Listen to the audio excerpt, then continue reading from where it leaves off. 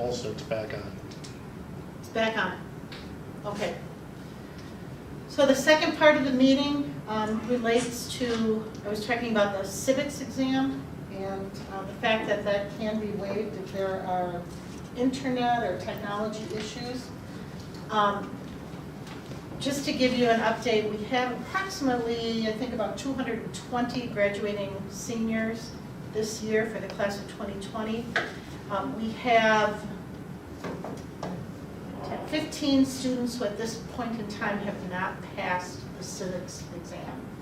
Of those 15, 6 are special education students, 3 are alternative ed students. There are 5 just regular ed students who very well should be able to pass the test, and then we have 1 student who we have not heard back from the Rural Virtual Academy who will give them the test. So again, the question becomes, do we want to stop a child from graduating from high school because of a test that, the civics test, which was put into law just 3 or 4 years ago. Prior to that, everybody graduated without that particular requirement. Being able to waive it this year, again, we would expect students to try to pass the test, to make an attempt at it, but if they don't pass it, the question becomes, do you not want to give them a diploma? And again, the recommendation I think I would give is, I think because these are, as people have mentioned, unprecedented times, we want to try to create as much flexibility for our seniors as possible and not penalize them because of the challenges that we're facing with this pandemic.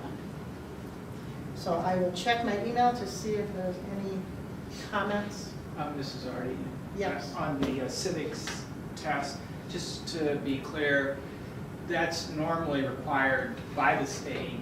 I mean, it's part of our requirements because the state requires it, and now, and correct me if I'm wrong, the state is allowing us to waive it. That is correct, yes.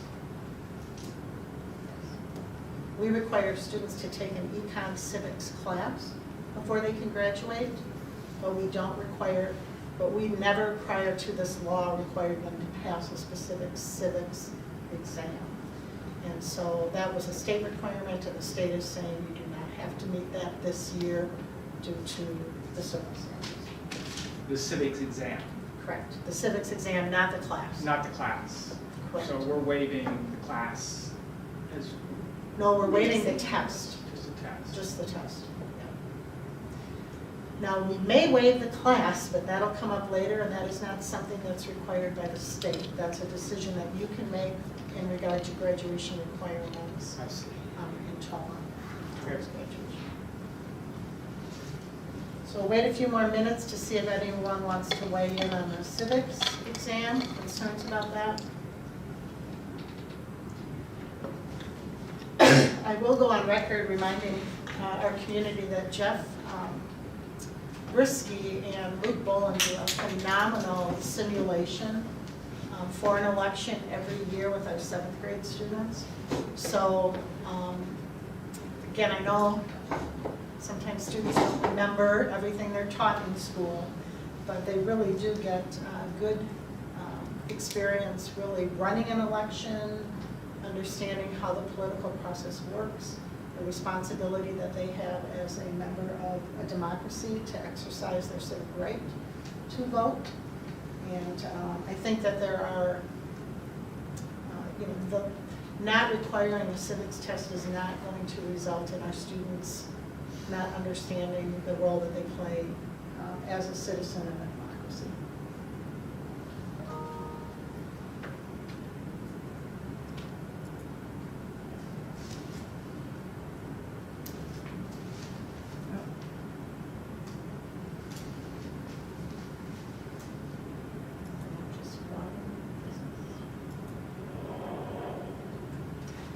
Well, I'm not seeing any email coming in from the community. Let me just share with you that the community survey has had 40 people respond to the waiving of instructional minutes. Let me look at those results.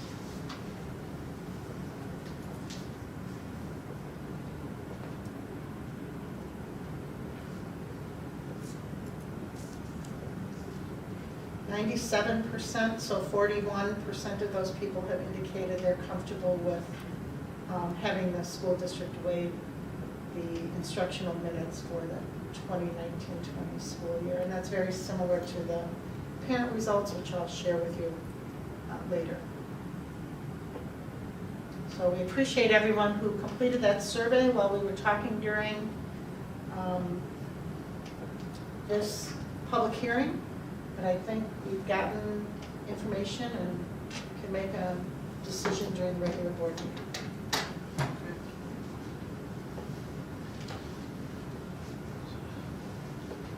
Motion to adjourn? Yes. Okay, look for a motion to adjourn. So moved. Second. Okay, we got a motion, a second to adjourn. Do we want to do roll call vote? Yes, please. Jerry? Jerry? Want Jerry or Gary? Jerry. Gary, Gary? one second. Gary, you're up. Jerry? Yeah. Gary? We're adjourning. Gary, do you vote yes for adjourning the public hearing? Yes, I do. Nancy? Yes. John? Yes. Pam? Yes. Brian? Yes. Aaron? Yes. Okay. And the motion adjourns for the public hearing then. Okay.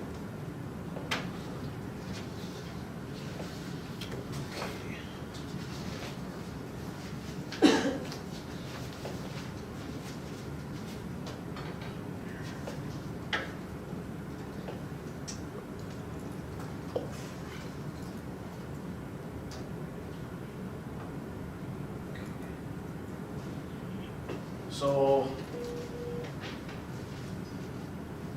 Are you all still there? Jerry's still here. I'm here. Gary, are you there? I thought I heard somebody hang up with him. I don't think Gary's with us anymore. Greg is calling Meredith to get him back on the line. We're having fun.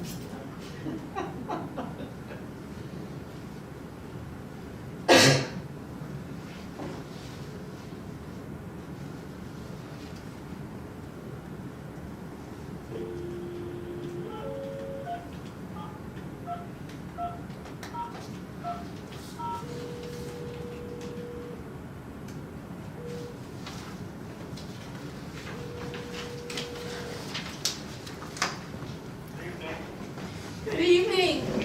Now we're gonna go into the regular school board meeting. Okay. All right, Okay.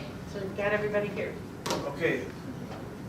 Let's call the regular school board meeting for the month of April. It's April 20th. It is 7:39 p.m. First thing on the agenda, I would ask that Mr. Gorder or Ms. Zardi take a roll call. After roll call, we have the approval of the consent agenda, specifically the following items.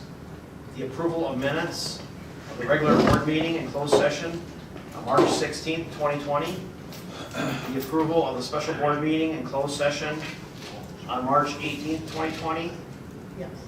The approval of the minutes of the special board meeting and closed session on March 19th, 2020. The approval of the payment of bills. The approval of resignations. The approval of contracts. The consideration for approval of ESS substitution requests. Before I ask for a motion, is there any items anyone wants to defer for individual action? I don't hear any. So I look for a motion. So moved to approve. Second. Okay, we have a motion, a second. Second. Okay. Okay, we have a motion, a second. Should we do roll call vote? No. Okay. Okay, all those in favor say aye. Aye. All those opposed say, Alright. all those opposed say no. Okay, motion carries. Consent agenda is approved. Moving on, we have communication with the public. Obviously, we're, not many members of the public are here today. A few members of the media. So, I guess if no one wants to speak, we'll move on from there. I did get one additional email that came in. Okay. So I can just share this since Sure. this is communication with the public. Sure. So we had a parent ask, is summer pack officially canceled due to the pandemic? And again, the answer to that is we don't know at this point. Our plan for this coming summer is that summer pack would be in July. We probably will have a better sense of whether we can do that at the start of June. So that's when a decision will be made. We have had some discussions about if we're not able to have students coming back together in July, if we had summer school, if they have a different look to it in terms of just being intervention or assistance for students maybe that have struggled, rather than having the enrichment piece. And then another question that was added to that, has there been any discussion about if instructional lessons end on May 22nd, could there be arrangements made for students to come in to say goodbye to their teachers if they wanted to do so? Maybe doing that on June 3rd or 4th. And again, it's a wonderful sentiment, and I know that that's the biggest problem we have, is that I think we're seeing how the human component of teaching, how our students really do connect with our teachers, and our teachers view our students as their kids. This is very hard. But we can talk about that as the time comes closer. I don't have an answer that I can give to that at this point in time either. But I can tell you that not only do students wish to see their teachers, I've heard from so many teachers who have said how much they miss the kids. And they too would like some type of closure, but I don't know if that will be possible. I'll just have to wait.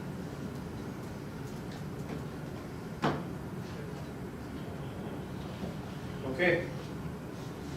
Moving on, do you want to do the elementary school update or improvement plans for right now? Well, it's just two quick Okay. things that we can go through, so. Okay, next on the agenda is reports. Under that, we have recognition of staff/students, and the first item under that is report by the Student Board of Education representative. So I have put that, her report up on the screen for you, and I did send this to Mr. Rundio as well to possibly publish in the Toma Journal because it's a very heartfelt statement. And just a couple of lines, I don't want to read through the whole thing, you certainly can do that, and the Toma Journal publishes it, which Mr. Rundio is giving a thumbs up to.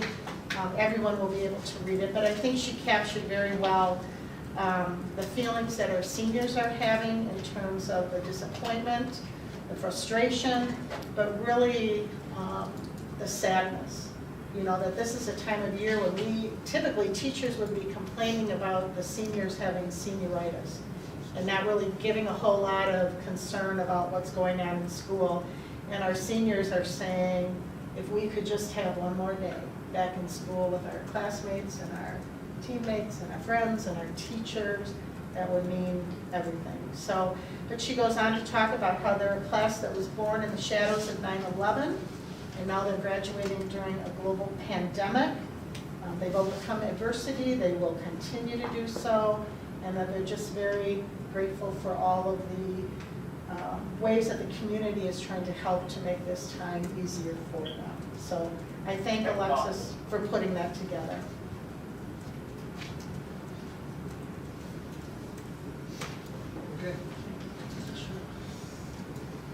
Okay, moving on, next under reports, we have the 2019-2020 Winter Sports Recognition.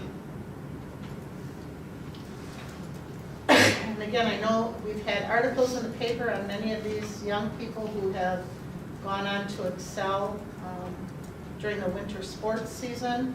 I think it's very important to acknowledge those people who are state qualifiers, so you can see the entire high school dance team did go to state this year. We had 3 wrestlers, Marcus Fritz, Braden Bemis, and Hayden Larson. The entire boys bowling team and girls bowling team went to state. We had a number of boys and girls powerlifting students who also made the state competition.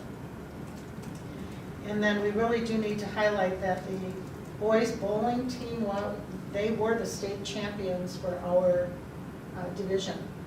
And I think that is the first state champion team Toma has had in any sport ever. So that is quite an accomplishment. So we congratulate the boys bowling team, and there are other students. Excuse me, Ellie Eswine made the all-state cheer and pom team, and that is her second year in a row doing that. We had Josie Matheson make the all-state hockey first team, and Marcus Fritchie, again, the Conference Wrestler of the Year.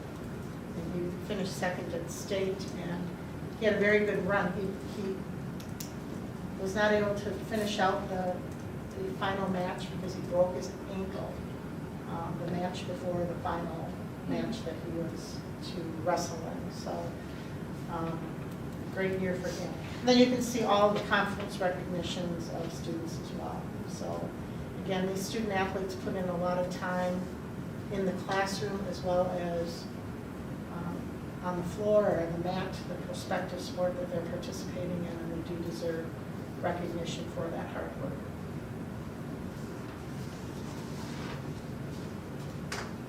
Okay. Moving on, under reports, the next item under reports is district strategic plan initiatives. Under number 1, student achievement, we have the update on the elementary school improvement plans. Yeah, Tim and Joanne. We have Mr. Geneva and Ms. Schmidt here.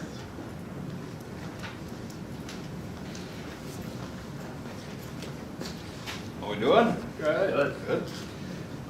So what you're gonna see up here, I know that this was embedded in minutes as well. Once again, Tim Genevico, the elementary principal at Warren's Bible. I guess I should introduce myself. But I know that this is embedded. It's mostly made up of pictures of the things that we're gonna talk about, taking place in classrooms. So Joel and I are gonna kind of tag team going through this. So the first one is just units of study reading, kind of talking about different aspects of our curriculum. We are in the second year of implementation of our reading program. Things are going well. A couple things that were, really big for us this year is we did really boost our classroom libraries. We used some district funds and got more books for each teacher in their classrooms, each classroom teacher, so that they could really build their libraries, because a major aspect of the units of study reading is getting lots of books in kids' hands, a large volume of books that are at their level, so that they're reading books that are at their level.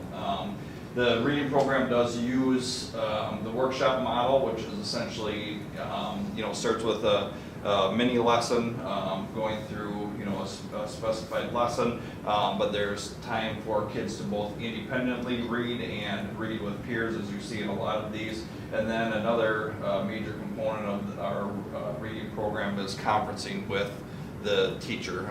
There's a significant amount of time spent with the students conferencing with their classroom teacher, either individually or small groups.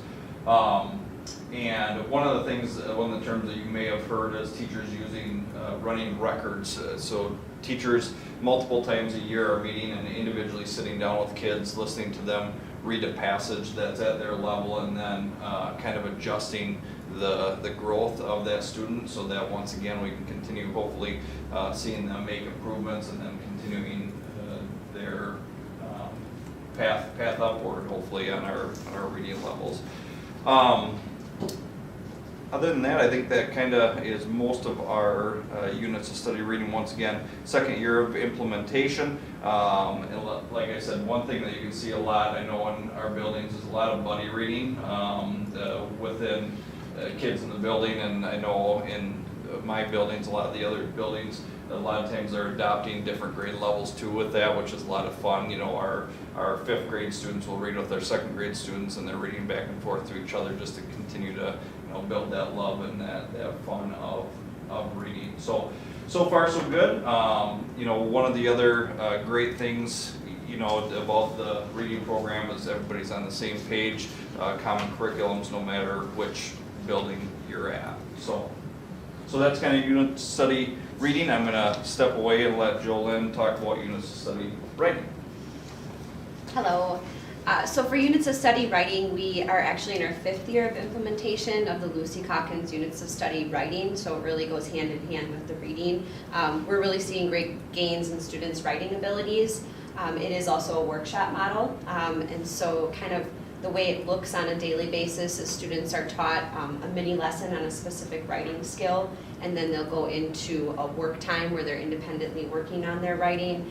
We will have a lot of that conferring happening with the teachers, so they're building those writing skills, and then that component of sharing with their classmates and their peers. So students have a choice about the topics that they're writing about, and so that makes it more exciting for them.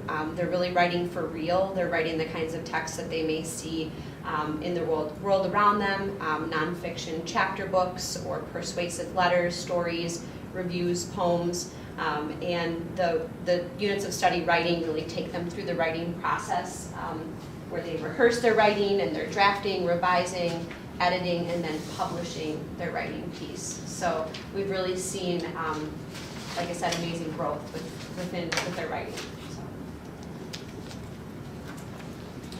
So I'm back for math. So once again, talking about different aspects of curriculum. This was our 1st year of implementation of Ready Math. Like with any new program, you know, there's a learning curve with that. One of the great things about Ready Math though is it is K-8, so it is something that kids have consistency and, you know, and verbiage and the way that the skills are being taught within the curriculum. On this screen right here that Cindy has up there, whoever's went through that has up there, kids or teachers 3 times a year do diagnostics with their students, essentially their assessments with the students, where they go on and they do an adaptive test where, you know, if kids are getting things right, they're going to keep raising their level in math. If kids are getting answers wrong, it's going to continue pushing down until we kind of find that nice, even where they're at. And so teachers are getting just a phenomenal amount of feedback. And if you look at this, teachers will get charts on every student, but also their grade as a whole. The red is students who are at risk, who are really struggling in that component area. The kids in the yellow are kind of that caution, you know, almost like a yellow on a stop sign. And then the green are the kids who are doing very well. And there's tons and tons of data. That's one of the wonderful things about this program is it's kind of overwhelming, to be honest, and I think the better we get at it, at looking at the data and what really matters in the data and how then, after you have the data, what do you do with it? There are lots of programs built within Ready Math that gives you ideas for additional lessons. If a kid is really excelling in math, there's going to be some lessons that will give you direct feedback on that student and what you could give them to keep pushing them forward. If it's a kid who's struggling, there are lessons that you can refer to that will help with those interventions and hopefully boost them up from where they're struggling from. Along with Ready Math is the iReady program, which is software that is loaded onto all of our iPads, and once again, that's set at their level. So as they go on and they use that, you know, if I'm a 3rd grade student but I'm at a 5th grade level, I'm going to be working on 5th grade level math when I'm using that program. If I'm a 3rd grade level student and I'm at a 1st grade level, I'm going to be at my level working through that. And that gets adjusted multiple times throughout the year. When they take the diagnostic test, it readjusts that for them. So one of the other great parts of the program is that a significant change in it is the math talk. Their kids are, when a problem is thrown at students, they get a chance to kind of try it on their own, and then they start talking about, well, how did you come to that result? And kids can kind of actually look at math in different ways and doing math in different fashions and forms. So, and then they discuss that and they talk about that, and they figure out how they got to that end goal. So that's been a really big change and a real positive change. It's kind of opened up the dialogue around math. I think so far, it's been a positive step. And I guess one of the other things I should say before I step away and let Jolyn go into the next thing is we have had a lot of professional development on Ready Math this year. We've used a lot of our collaboration training time. We've had actual instructors from Ready Math come in during those training times. They've actually even come to our buildings and our teachers have been able to ask direct questions of the trainers from the people who have created this program for us. So our teachers have really had a lot of professional development and a lot of ability to reach out and ask questions and get to understand the program better. And I think that's been a really positive thing in the first year of implementation as well. So I'm going to step back, and Jolyn's got some social emotional needs. So we're doing a lot of great things to address our social emotional needs within our buildings. And one of those things is our partnership with the counseling service called Pine Valley out of Boston. And so we really started working with them at some of our schools, having students work with them within our schools, and we hope to continue that partnership and possibly even expand it to some of our outlying schools. So that has definitely been a positive this year. Another thing that happened this year that's new is we added 2 additional school counselors, which has been great. So now every elementary principal is working individually with 1 school counselor within their buildings. And that really has allowed us to have a more proactive approach with student needs. So that's been definitely a very positive addition this year. Within like our guidance lessons, students are learning about something called Kelso's Wheel, and that's throughout all of our elementary buildings. And that's being taught by our counselors and taught at all the grade levels so that students have experience practicing problem solving and building positive relationships and what to do when they face those problems. So they're building those tools. We also have been working to celebrate special days. Like you can see a picture here of our Unity Day. That was across all of our buildings, and so that is one of our special days that we recognize, promoting kindness and acceptance, working with our counselors to highlight those special days. Also, we realize students in each of our buildings have unique social emotional needs, but there are many things that we can do, events and teaching important skills that we can do within all of our buildings, and that's what we're really working with our counselors on, is creating that curriculum. The other thing that we are doing is continuing PBIS, so we have promoting those positive interactions and behaviors for all staff and students, so that's continued in all of our buildings as well. All right, and last is making connections, serving others, community service. So one of the parts of our district strategic plan is promoting those community events. And I mean, we could go on and on talking about all the things that are going on in our buildings, but some of the things that you'll see as they come up is bus driver appreciation. A number, I think probably just about every school in the district has probably done some kind of a food drive for the food pantry at some point before the school. You know that one? You know that place? Yep. Working with our senior center. We have crossing guard appreciation. You can see in the next one. This one specifically is out at Warren's. We have a senior home out there that we go and rake leaves every fall. A wonderful opportunity for kids. Our student council out there does that. Bringing in military and our parents. Once again, working with some of our seniors. Another food drive. Every one of our buildings had some type of Veterans Day, whether it's an assembly or recognition of veterans. Everybody did that. Bringing in law enforcement, EMTs. Once again, working with some of our seniors. Cards or cards. What's that? Cards, maybe. Cards, yeah, making some Valentine's cards or some Veterans Day. Kind of on and on, and some of these things do repeat as we go through. So that's something that we are always looking to create more community outreach things. We're always finding different ways to invite parents and grandparents and aunts and uncles and people into our building. So that it's always a focus, but this year I think probably even more, because it is something, as we've redone our district strategic plans, that has been a focus area for us. So I think everybody's doing a great job of that, so that's really it. If Questions? you guys have any questions about anything? A lot of good work happening at the elementary level. And I will say just one thing, because I know you guys were, intricately involved in this, and it was part of Jolene's, but I will say that the guidance counselor piece has been a massive, just a wonderful thing, where we can be more proactive with, working with struggles that students and families are having, and so that addition of 2 elementary counselors was very, very good use of monies, I believe, so really great addition. Thank you very much. Thank you guys. Thank you. Take care, everybody. Okay, moving on to the next district strategic plan initiative, we have service to the Toma community. Under that, we have, first item is acceptance of gifts of money/materials.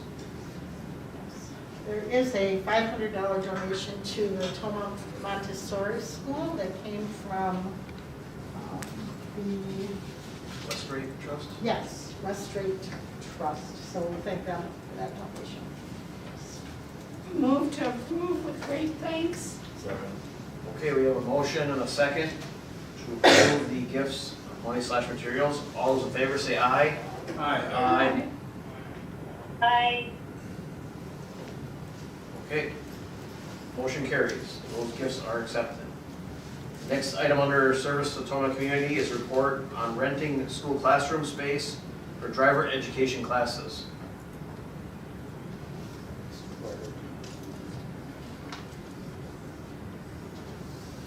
So we have some potential changes coming next year for driving schools. We already have one driving school that is utilizing space within the Toma area school district at the high school. There may be some changes coming to that driving school, as well as the potential for adding another driving school from the Onalaska area, which, as we've talked, and it's been many years ago now since we dropped driver's education from our curriculum, but there still is a need to fulfill with our students. And one of the things that we helped do when we eliminated that from the curriculum was to look at the different driving schools and to make sure that we were able to provide them with opportunities. So one of the things, though, as we went through some of our facilities and the facility usage agreements, was to make sure that we're tying our facility usage agreement and our rental prices with whether they are for-profit or non-profit. And we talked about that a little bit with volleyball this past year, and to make sure we're aligning everything. And we will continue to do that. The one exception that I would probably look at here is with the driving school, that would actually be based on participation. Otherwise, we were charging them about $800 per class, and we still will get that, but that's based on if there were 40 students in the class. And I don't know how many students will be in the class, but because I think the board has allowed this to happen in the past, I'm making the assumption that we still view this as a critical need for our students and youth in the community. So I would recommend that we look at a $25 per student charge, that if they filled it up, they would recoup their activities for this first year, and then we could review that a year from now if we want to make changes to it. But we would be charging on a per student use of the facility rather than a lump sum use. That makes sense. So we're just looking for probably a motion to approve that and move on. Second. Okay, we have a motion and a second to approve the renting school classroom space for the driver education classes as presented. All those in favor say aye. Aye. I, Aye. All those opposed say no. Motion carries. Next item under district strategic plan initiatives is future focused. Under that, we have public education advocacy. So I just included an article for you to review, and I'll be sharing this with teaching staff as well. How the coronavirus pandemic has unleashed a revolution in education. Greg, can you get that? Yep. We don't know what the future holds, but I think one of the things that we will be seeing is that technology and online teaching opportunities become more prevalent throughout the school district year-round. You know, when I look back on over the years that I've been superintendent and the work that we've tried to do to get teachers to make their classes virtual, to flip their classrooms, to do, you know, we've provided lots of educational opportunities to learn how to do that. We've provided stipends to pay people extra for doing that, but we could never get the momentum going. And I think part of that is because of, it's just easier when you're in your comfort zone to be doing what you always do. And what teachers have been doing worked and has worked.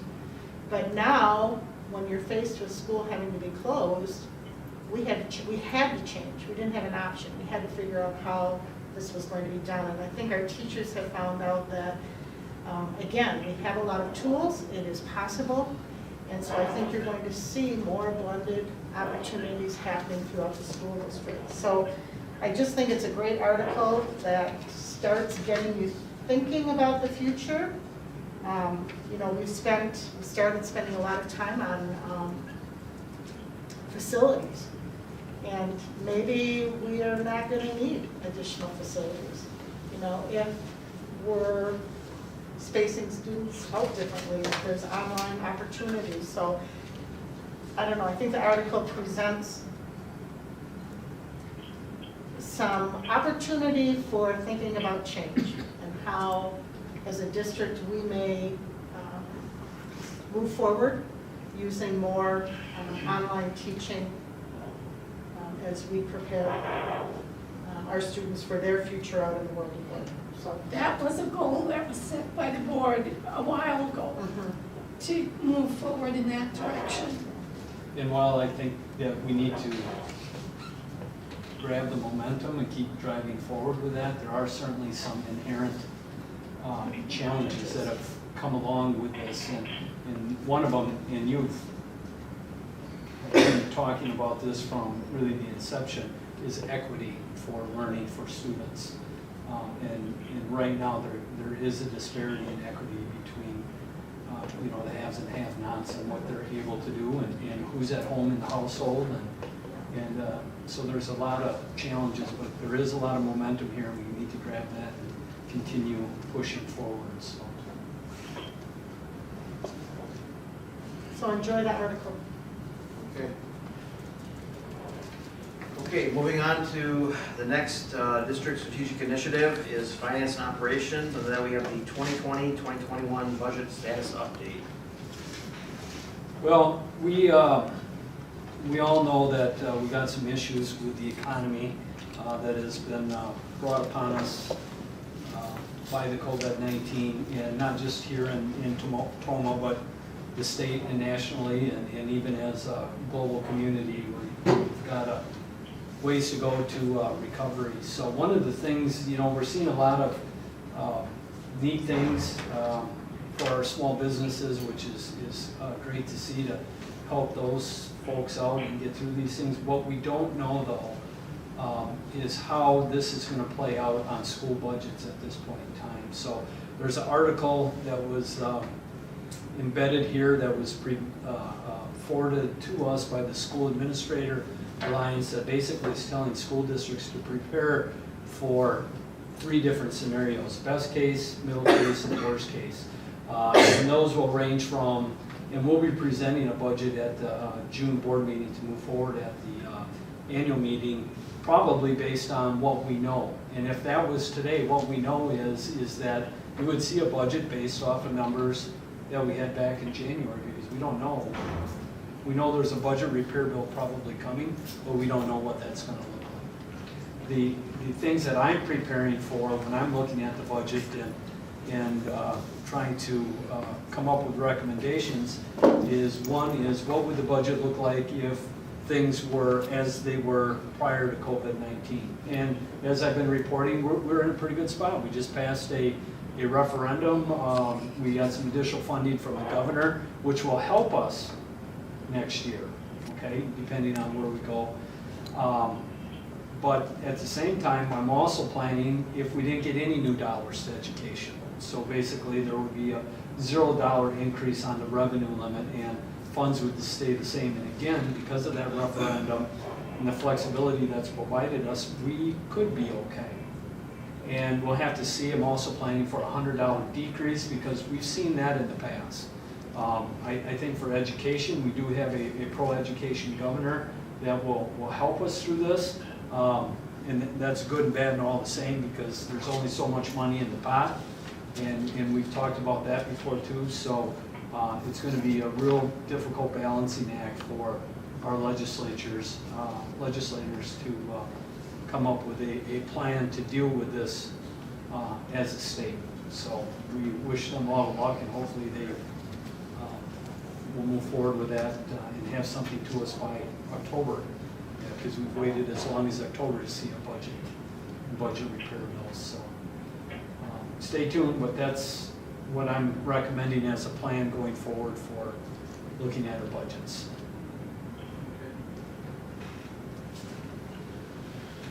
Okay. And I think the document that you embedded from SAA really outlines that quite well. Yes.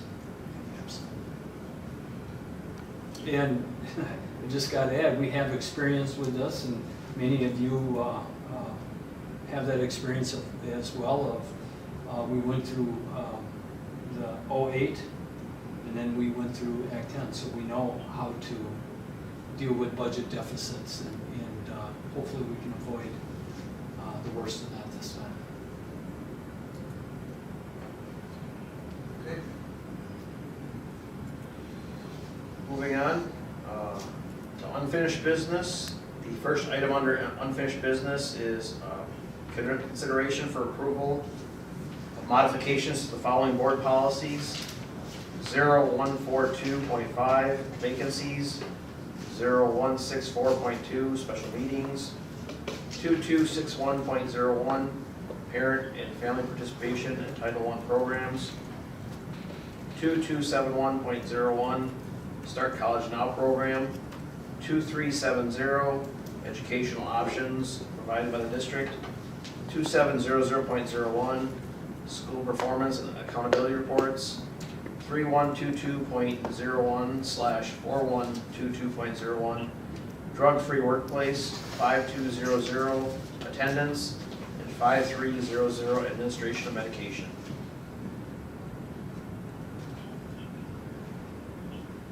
This is on for second review, so. Yes, so we talked a little bit about them last month. I asked you to review them. They have been vetted by the policy committee and we recommend you. So Second?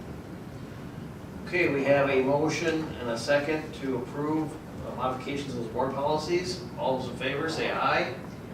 Aye. Aye. Aye. All those opposed, say no. And those modifications are approved.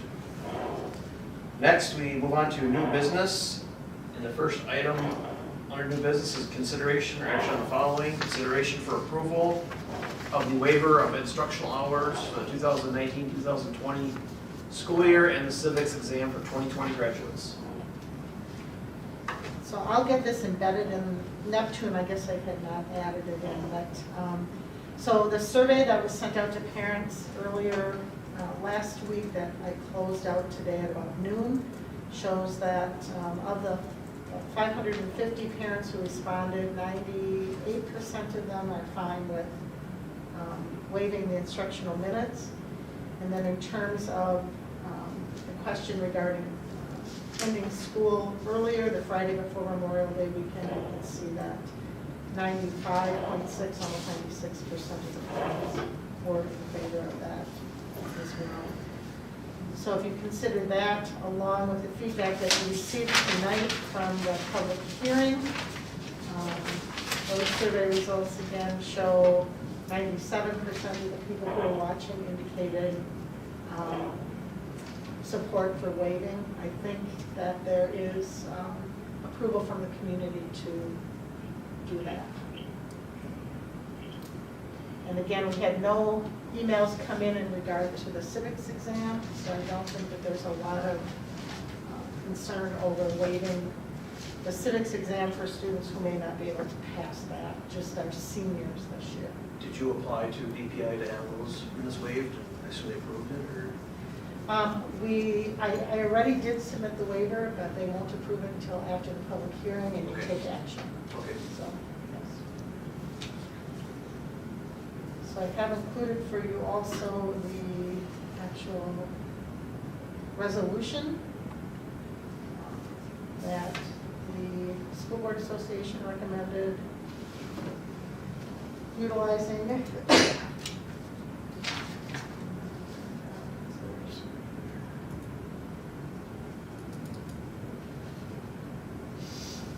I don't know that we need to read through the whole thing, but it's just be it resolved that on April 20th, the Board of Education held a public hearing in satisfaction of Wisconsin Statute 118.38, parentheses 1, parentheses B, concerning requests for waivers of the requirements identified herein.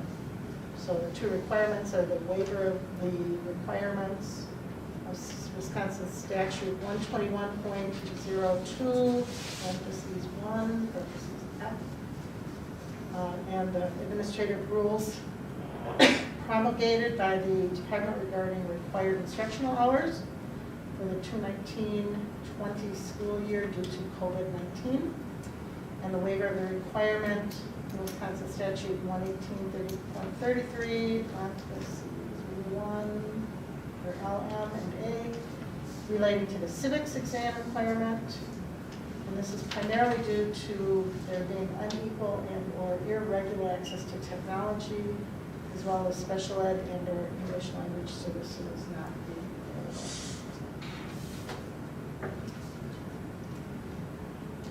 So Mrs. Artie, a question. So to be clear again, we're not actually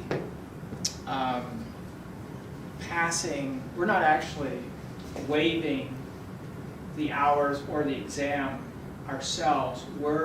By approving this, we're authorizing you to apply to DPI for the waiver. Is that accurate? By approving it, you are, That's how I read this resolution. We don't have the authority to waive it. We have the authority to ask you to apply to DPI for the waiver. yes, and DPI has said they will They approve the will. waivers provided boards hold a public meeting Yes. and get input from the community. Okay, yeah, it's a technical point, but I just want to that's how I read this resolution.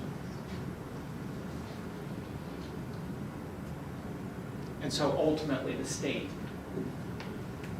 upon us passing this resolution, upon you applying for it, then the state has led us to believe that they will Yes. approve that waiver. So it's approval of an application of a waiver. Yes, exactly. The approval of an application for a waiver. I mean, it's a school board resolution for the waiver of certain school board or school district requirements. So, but then it says that We'll look at paragraph 2. 2 requires that before requesting a waiver, the school board holds a public hearing in the school We district. direct you to apply Yes, for the waiver. That's all we can do. yes. We And it's a can't- very simple waiver, it's a one form. It says, when was your public hearing? And we'd like to apply. So, Enough said. yeah.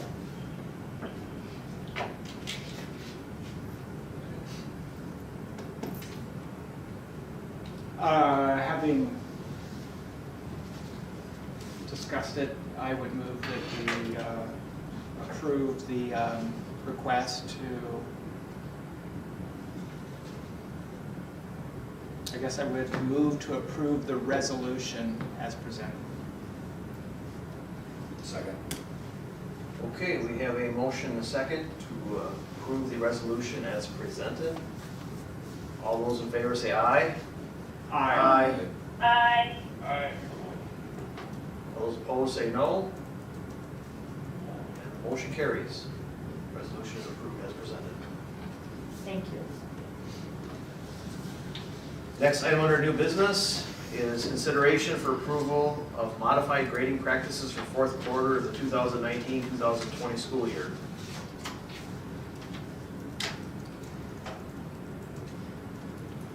So Greg brought up the issue of equity. And I do think it's important that that be considered as we look at grading options. And I'm going to open up with just the middle school document, because I did put a little graphic on there that, this is high school.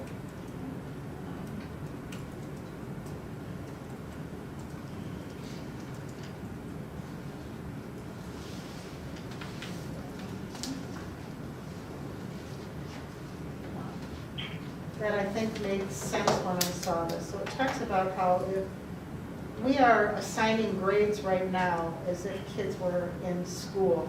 In many cases, we're kind of grading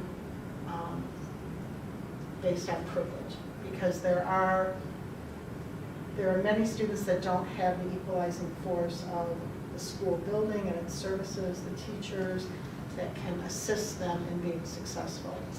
So because of that, we could end up grading kids primarily on their access to technology, whether they have Wi-Fi at home, how secure they are in their housing, their food, and just their ability alone, because of the lack of that equalizing force. So we are not alone in this regard.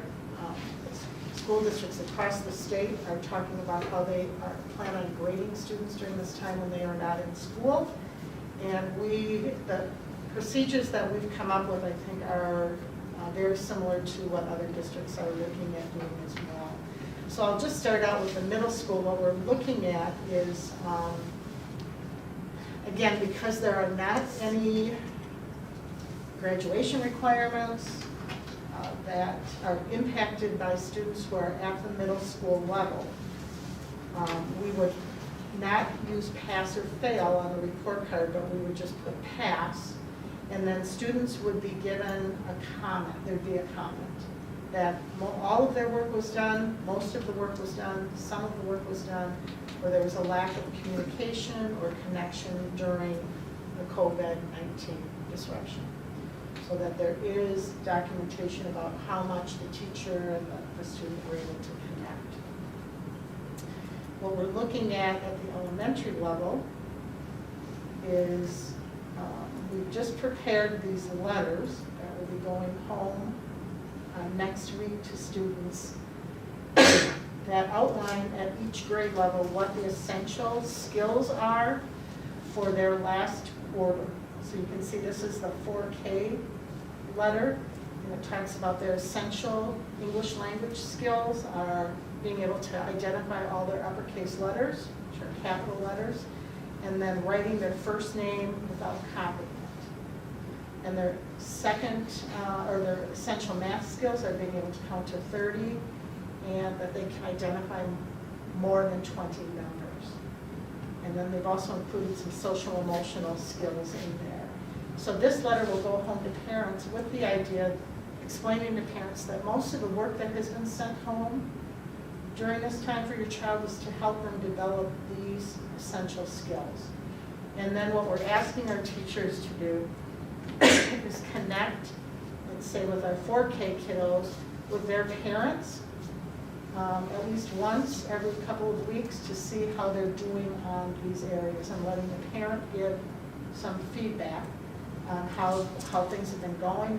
The teacher can also be talking to the student, but it will be hard to identify if the the student can write their first name without copying, and they don't have a device or anything to send that to the teacher. They can't see that.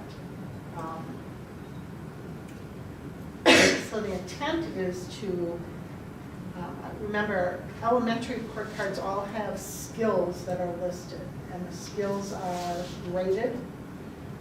So what we would be doing is saying the skills are not assessed, but at the end of the year, each teacher would write up a brief summary of the interaction, their involvement with the parents, any discussions or contact they had with the child, him or herself, and that's what would be on the child's report card. And then at the high school level, you can see for each grade level, the skill sets are very different. And there are some things, so like when you get to kindergarten, if the teacher is able to have a conversation with a kindergarten student, they can give them a word and ask, can you rhyme? You know, what rhymes with pat? What rhymes with slept? And they'll be able to identify whether kids have that particular skill. But again, with the inability truly to be seeing the student face to face and knowing exactly what they have accomplished, we think it's just better to talk more about the engagement piece, how much contact the teacher had with the parents or the student, and how they may have progressed. The high school level is a little bit different. So the high school, we're looking at a system that they are willing to accept P grades for this quarter. They're also, I know WTC, we just received an email from them last week, where they also are going to give students the option of getting an incomplete, and then when they come back in the fall for class, they'll have a quarter to make that time up. So the practices that we're looking at implementing are practices that the university systems are looking to include as well. So our board policy allows us the ability to make changes in grading systems that we're using. I think I included the actual policy for you that just talks about how we can provide a pass-fail grade in programs where it's appropriate, and that the grading system should be subject to continual review. And so because of the nature, I think, again, of what we're dealing with, this is a time that we should be reviewing the grading processes, and we have had discussions with our teacher leaders at all levels, and these are the recommendations that they're putting forward for grading practices for fourth quarter. So if you are inclined, I'd like to have them approved so we can share this with parents as well. I know one of the biggest concerns I hear from parents is about grades. You know, they don't, if they're struggling to help their child at home, they don't want their child to be penalized for not having the help and assistance that perhaps they'd get if they, you know, if they had a parent who better understood things. And I know we've had a number, I know Mr. Joyce called today just about, you know, there were kids that are saying, I'm not going to pass German, or I can't learn German at home on their own. It's just not working for me. So we're talking about, you know, allowing students to drop a class without penalty because, again, these are unique times. So I don't know if you have any questions or concerns about any of that. Well, we're going to discuss in the next item the seniors and their grading. Graduation and their grading versus what we've talked about just now, right? Correct. There's another item that deals specifically with graduation requirements. Not so much grading, but graduation requirements. This grading practice would be for all students at the high school level. Okay. And I heard you say that they can come back the next semester incomplete, while seniors can't, so that's why in my head it's two different things. And I think with just the graduation requirements, and that's where there would be an adjustment just for members of the class of 2020 for graduation requirements. Which is the next item? Which is the next item. Okay. Okay. So I guess any other comments or questions? Hearing, so I guess I look for a motion for the approval of modified grading practices for fourth quarter of the 2019-2020 school year. So moved.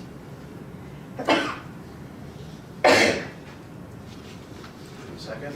Second. Okay, we have a motion and a second. All those in favor say aye. Aye. Aye. All those opposed say no. And the motion carries. Next on the agenda is the consideration for approval to modify district policy to grant a high school diploma to students who have currently not met all district requirements and to students who have not met the minimum 15 state required graduation credits, but were on track for graduation prior to the school closure. So we did receive this document from Carolyn Stanford Taylor, our state superintendent, where she does provide some explanation of things that we may want to consider due to the school closure. And this is strictly for our current seniors who are graduating. So you can see the options that are listed here. This does not, the changes that we're recommending would not require any kind of state waiver because these are decisions that you are able to make as a Board of Education. So currently, our graduation requirement requires students to pass a civics exam. It requires students to take a civics class, financial literacy and economics class is actually what it is. We also require, I think it's 11 and a half additional elective credits beyond the 15 state required credits. So we're asking for some flexibility, saying if students have met those 15 state required credits, but let's say they only get 11 or 10 of the 11 and a half additional credits that the Board of Education has required, that we still allow them to graduate. So a good example of this would be a student who says, I'm not going to pass German. I can't. I'm in year 4 of German and I'm not getting it and I can't do it on my own. Do we not want that child to graduate from high school? Are we willing to say that elective is, it's okay not to pass that class, you can drop the class, and we will allow you to graduate. So that's the first scenario where we're saying we're not going to be completely tight or require every elective credit that we ask students to complete. The second option is for students who have completed the 15 state required graduation credits they have not met the 15 state required credits, but they were on track to do so before school was closed. So we're looking at students who, let's say, third quarter, 4 years of English are required, right? So you've got to pass an English class every year. So you're a senior, third quarter, you got a C+ in your 4th year of English class, but you've got issues with technology, there's not support at home, whatever the factors may be, you're not going to end up passing that class. Because they were on track for graduation at the end of third quarter and were passing the class, we have the ability to say we will use that third quarter grade as their grade and allow them to have a credit for that English class. So those are the two things that we're asking you to approve today. We've had conversations with our counselors, and I can tell you that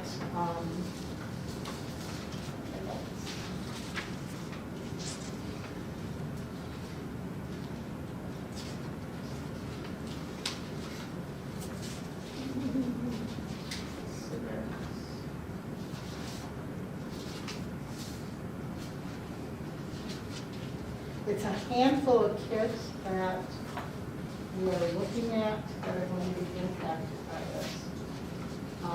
To be honest, most of the students that we're talking about were not on track. I mean, the students that our counselors are most worried about right now are students that were not on track at the end of third quarter. So because of that, they're probably not going to be able to graduate. But it is a small number of students. It's less than the 15 who were not on, who had not yet passed the civics exam. Where did I put my jacket? It's written down there.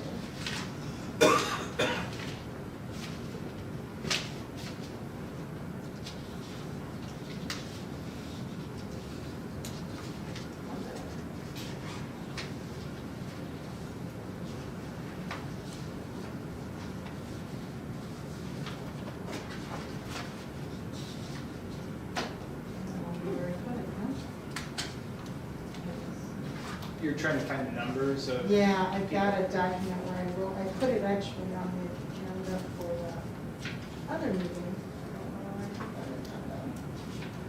Okay, I can add it up by looking at the counselor notes. But just to summarize, Mrs. Sardi, the 11 elective credits, you pretty much have complete discretion to waive any of those. And the 15 state mandated credits, you keep saying on track. If they were passing at the end of third quarter, they're good to go. If you approve that, If we approve it. yes. And if they were not passing, they would either not be eligible to graduate, or they'd have to Do summer do school, something to. you know, to we have pass the summer class. school specifically Yeah. for intervention, that type of Okay. yes. So let me just run through. There are, we've got 3 counselors. One of the counselors has 4 students. 2 of them are struggling in math, and 2 are struggling in English. And of those 4, all of them did not pass third quarter. So the odds of them being able, they're struggling right now fourth quarter because they didn't pass third quarter, they're gonna have to come back. But our concern probably is more for kids that did fine third quarter, so they're not on our radar right now, but then have a really bad fourth quarter because of not having the support necessarily from school.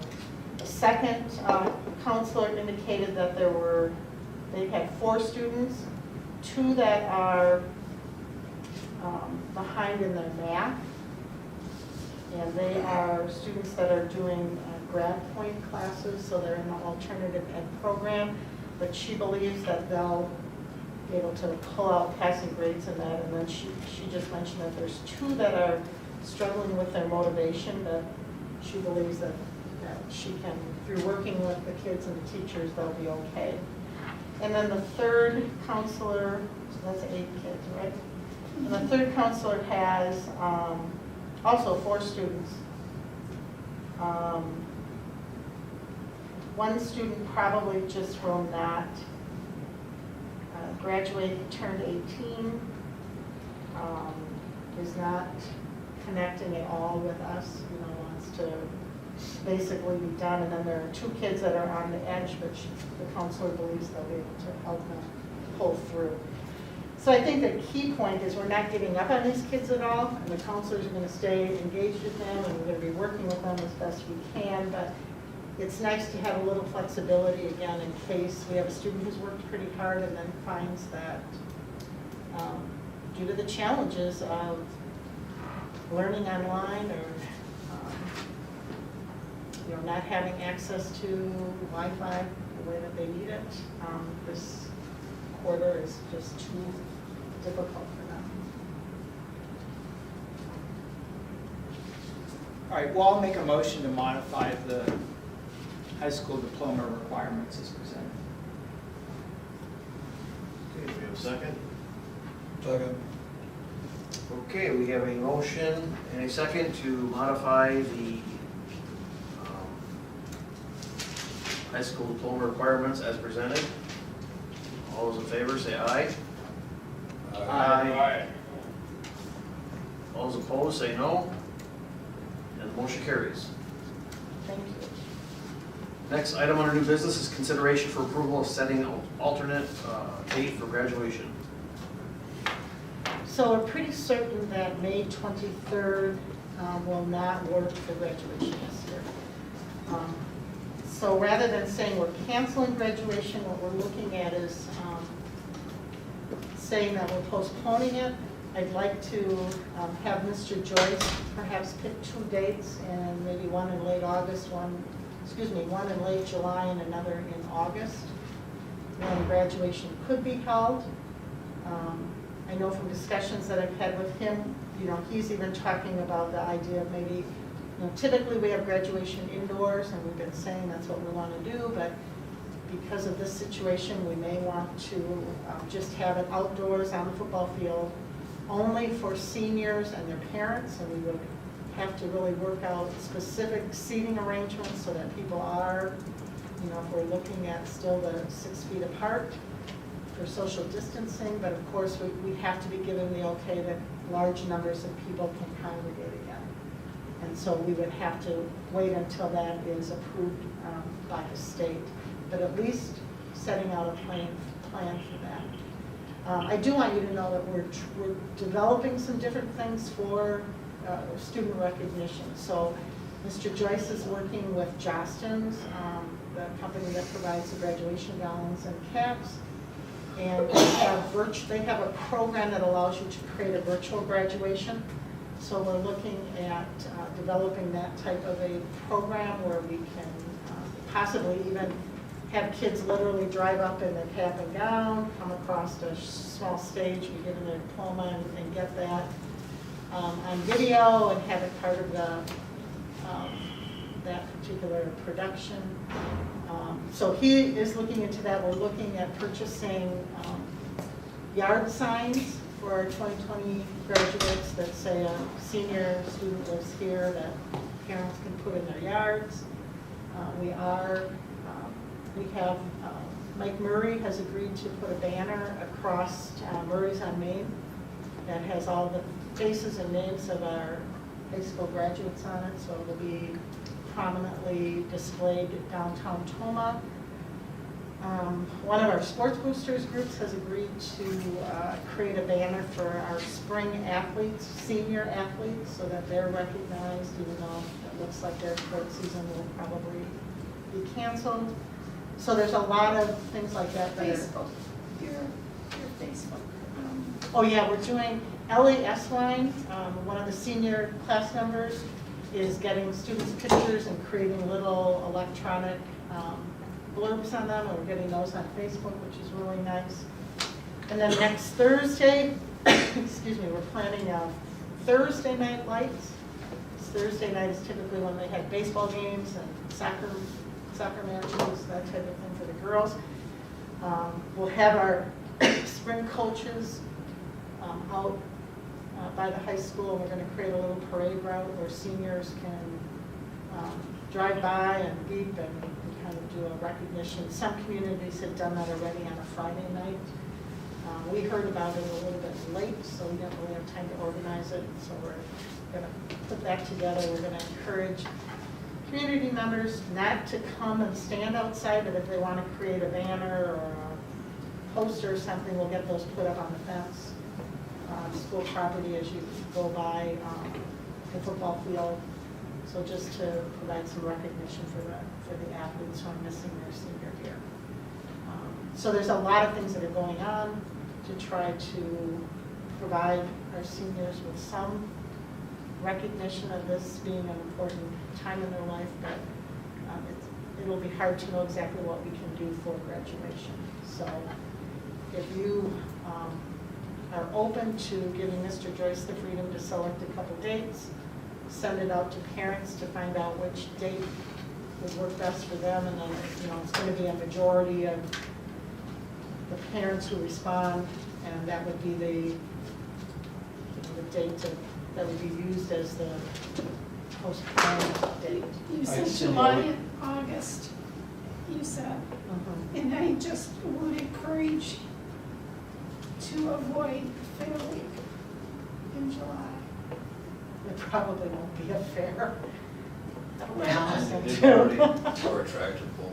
Yeah, Well, it's hard I'm gonna to, assume the opposite. I'm gonna assume that we're going on with everything. I think for planning, you almost have to look at it Yeah. that way. yeah, So I would also say that you want to check with the athletic schedule before, July and August isn't going to hurt us any, but certainly towards the end of August, September Yeah. yeah, could possibly be yeah. problematic. Because there's no way we can Yeah, have a but- home football game and set up for time for a graduation. right. That's probably- I'm thinking I read something someplace that for the fair, they're gonna really try to get the businesses so that they can have a forum, because businesses are hurt so bad, Mhm. to have a forum at the fair for their businesses. I read it somewhere, but I can't remember where, so. Time will tell. I'll make a motion to approve allowing for the setting of an alternative date for graduation. We have a motion, do we have a second? So, yeah, second. Okay, we have a motion and a second for the approval of setting an alternative date for graduation. All those in favor say aye. Aye. Aye. All opposed say no. Okay, the motion carries. Nancy, I know that wasn't a very happy eye. It's hard when you've got a senior, isn't it? Yeah, it's, it's not just that, it's everything. We're supposed to go visit Canada next month, Yeah. you know? And just as Tim, I feel bad for all of them. Yeah. Yep.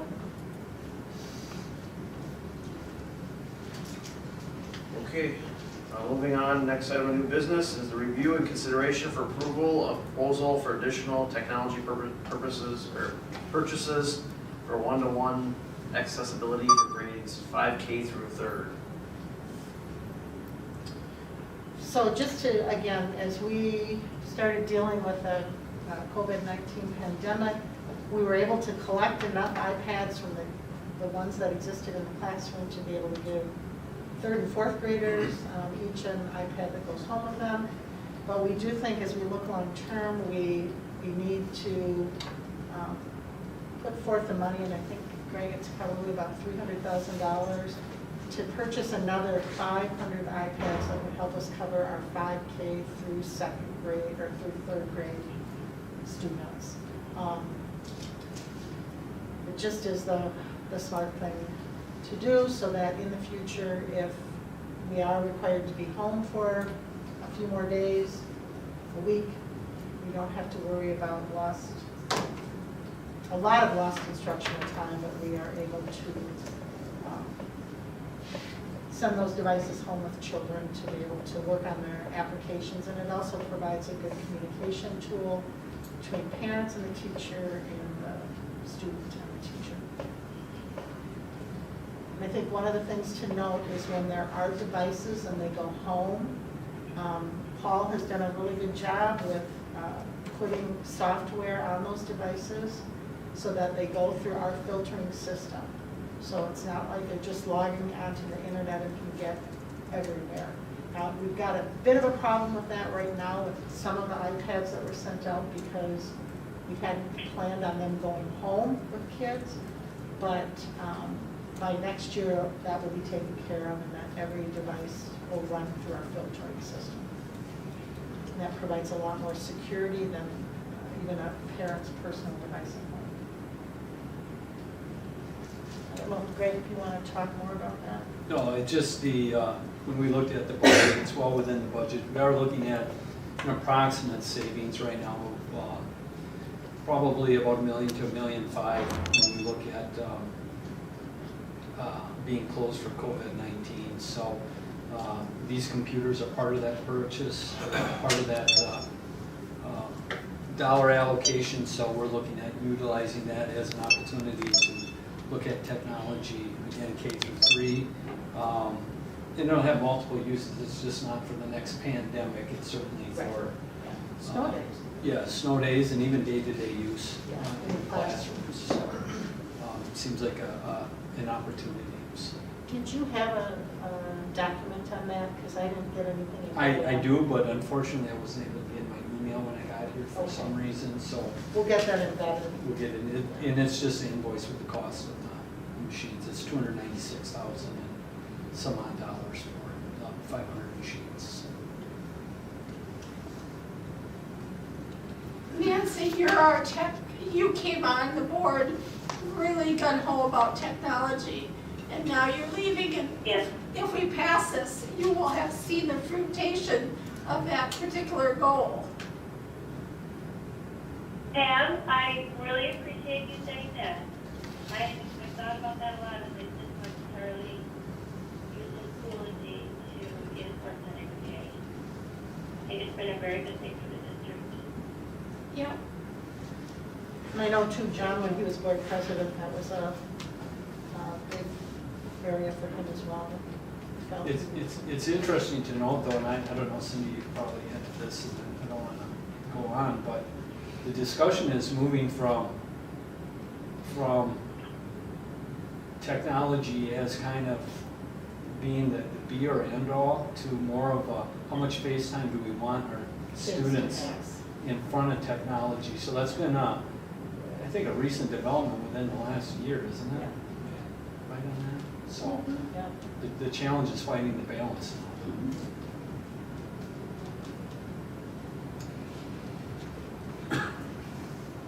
So I look for a motion for the approval of purchase of the additional technology items for the one-to-one accessibility for grades 5K through 3. So moved. Second. Okay, we have a motion and a second. All those in favor say aye. Aye. All those opposed say no. And the motion carries. The next item on the agenda is review and consideration for approval of employee insurance renewals to include health insurance. It's at, I guess, time of the year for the business office to start looking at renewals for various things for the up and coming 2021 school year.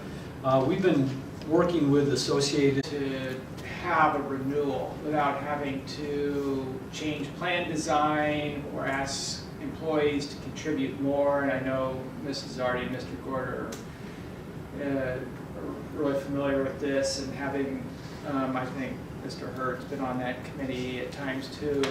That's a big deal. I mean, people, insurance renewal really hits people hard if there's big changes, having to change to another provider, having to change to another design. And so I guess I don't have any real point to make other than it's really nice. It's a real relief to be able to cover the increases in our insurance renewals for our employees without having to change anything on them. So I'm glad to hear it, and I appreciate the work that goes into that. I haven't been on that committee for some time, but if it's anything like it used to be, there's some very serious, intense conversations that go on in those meetings, and people really get pretty, not emotional, but they're very concerned about that. Yeah, they are, and it's Aaron's been on that committee as of late, and we've certainly enjoyed, I said, I certainly enjoy the integrity of the whole group. I think is probably the best word to describe it, because like you said, they do take it serious. They do look at all options on the table for helping us manage a very expensive benefit for all of us, and I know there's appreciation across the district and from that group for that benefit that we do have, and it's never goes unnoticed, and we do have some brutal and frank discussions, and some of those, quite frankly, scare me, and it scares those folks, so to break through that and be able to have a good discussion is good.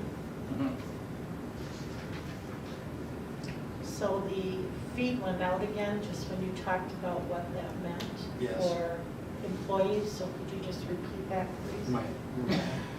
Mhm. Well, I think, number one, I think the group appreciates the ability to participate on that committee and at least try to at least offer input and have some control over possibly where we're heading. Sometimes the numbers don't give us a lot of flexibility, because at the end of the day, we have to marry budgets with wants and needs. But overall, I think we have a lot of frank discussions in there, and I think it's worked for us over the course of the last 10, 15 years, at least 10 years, since the inception of probably Act 10. well, Act 10, but also healthcare reform was a big driver with that, because a lot has changed with that, but that was one of our guiding things to help us make decisions. So the feedback I got was people, so there's a 5% increase, which we believe will fit in the current budget that you're planning, so that there would not. Plan for an 8% increase Okay, annually. right. But, so we're looking though at not charging employees, there won't be an increase in insurance costs for employees, 5% on their share of their insurance. 5% on their share of the insurance. Yes. Okay. The district picks up our 5%, they pick up their 5%. But we can address that. Okay. That's what it is. If they have questions, feel free to give me a call. But there's no plan design changes. There are no plan design changes.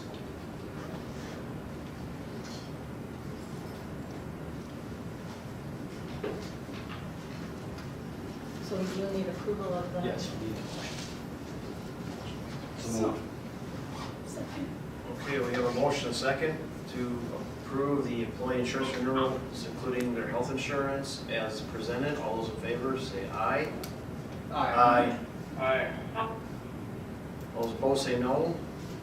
And the motion carries. The next item on the agenda is consideration for approval of the 5-year Toma area Montessori school contract. It looks like it needs to be sent to the state for approval. Yes, so we won't be asking for your approval on this tonight, but I'm going to just point out a couple of changes that have been made in it. So we'll bring this back next month. So everything where there's a change is highlighted in yellow. So we are planning on using the school improvement plan process that will alert you as a board as well as the TAMS governance board as to what will be worked on for goals for the school. We needed to add the line that the governance board will adhere to Wisconsin open meeting laws. You can skim through the rest. The most contentious piece that I just want to point out to you is the governance board has been talking for 3 years about current governance board members being able to have their children exempt from the lottery. So we only have so much space, in the classroom. And it was very important to me and the teachers, as well as Mrs. Schmidt, the principal, that we have some guidelines, because you're not just going to let anybody be on the governance board. There has to be elections to that. And then you have to have served some period of time. You can't just say because you're on the governance board for 1 month, your child automatically gets to get into the Montessori school. So you can see the guidelines that we've listed there that we're comfortable with. It's that they are going to have to post and publicize election to the governance board. And anyone that's interested can run. And that needs to be made clear that if you are elected to the governance board, it's possible that your child can be exempt from the lottery. They have to serve at least 9 months of their 3-year term, attend 85% of the required monthly meetings, no excused absences for 2 consecutive meetings, and then they have to have participated in the orientation for it. So we spent quite a bit of time talking about that. Can I ask a question? Why, if someone wants to get elected to that board, why should their child be exempted from the lottery system versus somebody else that wants their child to go there? I mean, I don't know if that's really that fair. It's like, why are children getting preferential treatment because we're on the school board? That was the example I used with them. And they just keep coming back with, this is what we want. So This, I mean, The board has choices, right? yeah, absolutely. You can say you're not going to, you do not want this as part of the contract. It was not in there initially. Montessori schools in the area do have language similar to this that does allow, Sparta does allow that. We talked about how, you know, part of the language is that support staff and the teachers that teach in that building, their children are exempt from the lottery.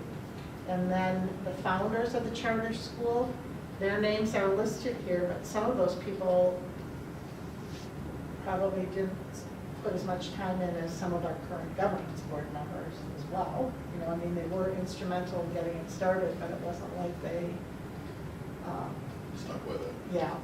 I gotta ask, is it legal? Yes, it is. Yeah, it is. Yeah, I don't know that the students are getting, I get the concern, I share it. They're not getting preferential treatment, I don't think. They're not getting better grades, they're not getting better food, they're not getting more recess. They're getting access to a specialized school that some families have felt suits them better. And we're already giving priority to siblings of students that are already there. I mean, I do think it's common. I share the concern. Can I ask just a clarifying question, because I kind of just, I agree, but my question would be, is shouldn't they already have been accepted into the school first and then serve on the board, so that serving on the board isn't a mechanism for getting into the school? Am I saying that right? Well, I think that there are people that just believe in, you know, want to be part of that process. They believe in. Well, I get that, I'm just saying, but in order to,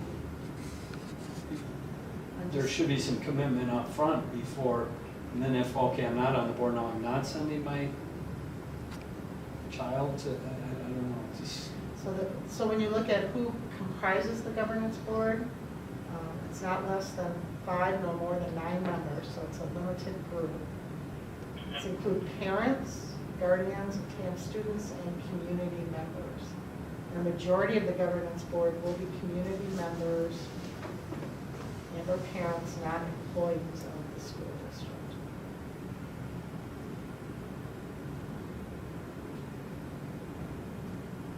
Much like this board, you don't have to have a child at the school in order to serve on the Board of Education. You know, so the I don't governance get any board- privileges either.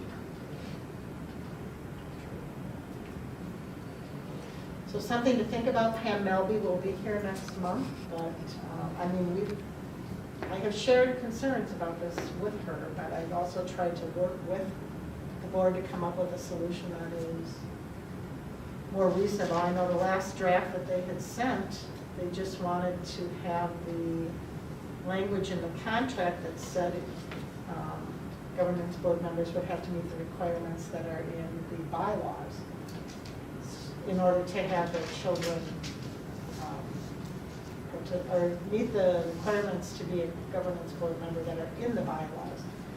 So I went through the bylaws and said there's really nothing in here about your requirements other than attending 85% of the meetings, and I don't know that that's sufficient. I think there needs to be some time already served on the board. And, again, I was concerned about making sure it's an election, so that we've got to be willing to run for the board and be elected.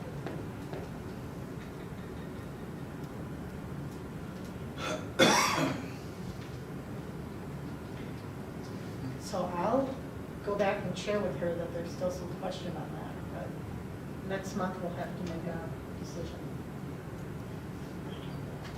I do want to say, I don't want, you know, I don't think the governance board would say this is a deal breaker, so we're not going to have a Montessori school because you're not allowing us to have you know, our student, if we're on the governance board, our students come into this, and I think TAMS is a very important school in our district, having a public charter that focuses on that pedagogy. So working with those people, the governance board and those parents, is important. I hate to have them say it is a deal breaker, or you say it's a deal breaker, we won't have a contract then, so we're not at the school.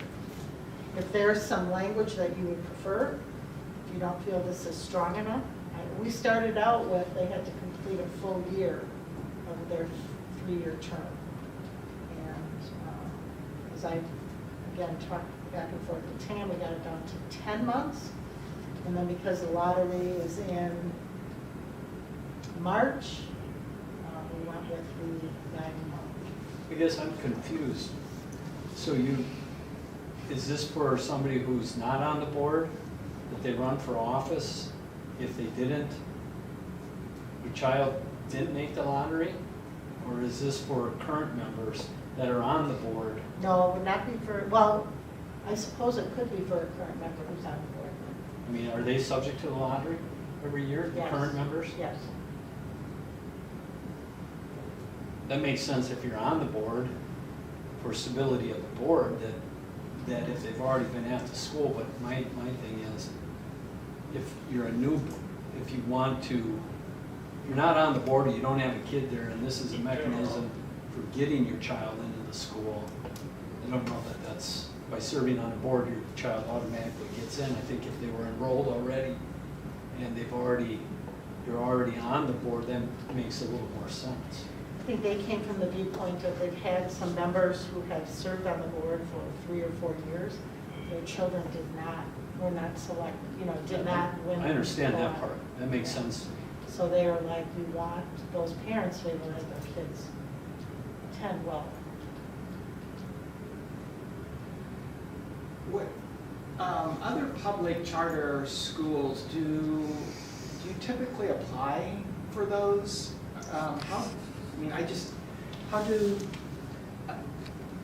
other public charter schools deal with admission? I guess what I'm getting at, do you typically have an admission process where you show a particular interest in that school? It's like colleges and you would submit why you're interested, or would it be first come, first serve, Well, lottery? Right, if there's not enough space, so a public charter school like TAMS, everyone is welcome to attend.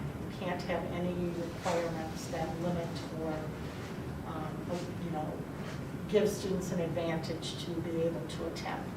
So, so that's why the lottery is necessary at this point in time. If we had more space and more teachers teaching, and could put more students in there, we might have enough space for every child, but that currently isn't the case. Just to clarify, what I was under the assumption, that's why I'm kind of off here a little bit, is I thought once you were accepted and you attended, that next year you're kind of guaranteed to continue Yeah. on in the Yeah. charter school. Yeah, and that's why there typically are not very many openings.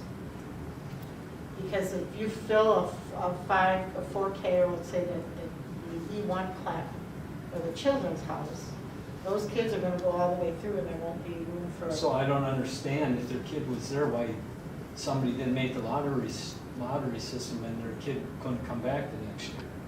No, that hasn't happened. Okay. They just want to get on the board So and that get their they're- kid exempted from the Right, lottery system, so they can get it So basically they'll be- bypass everybody else's lottery system. right. So,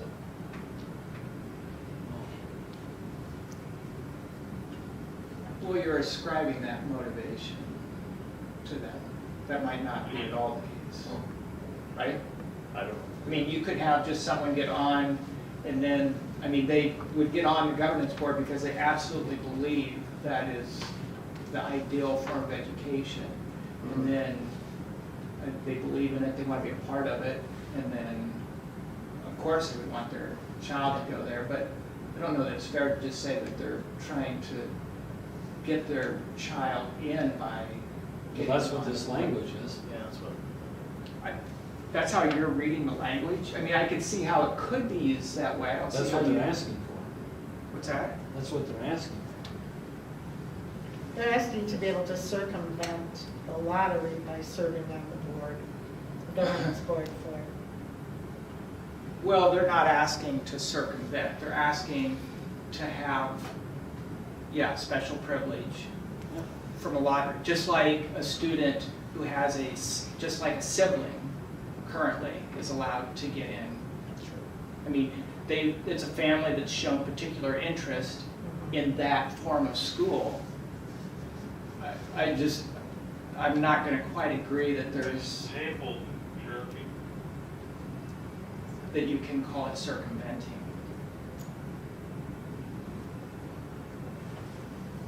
Or that that's the only reason why they're trying to get on.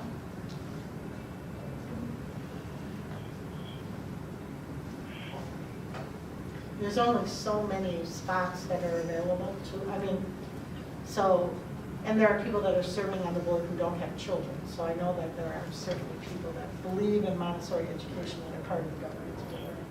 But and I think it comes more from people that have, I can think of one current governance board member whose child was not selected in the lottery. She's still on the board.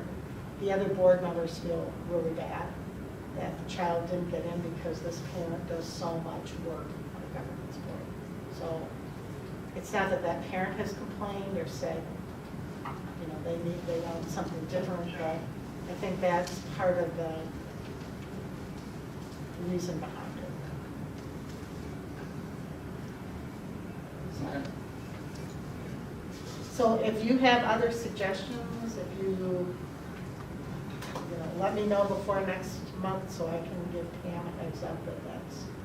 We were going to address a lot of things in this.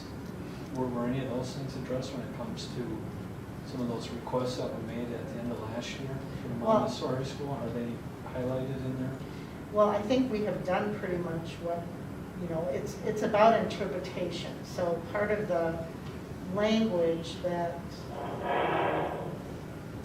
is in here is related to services.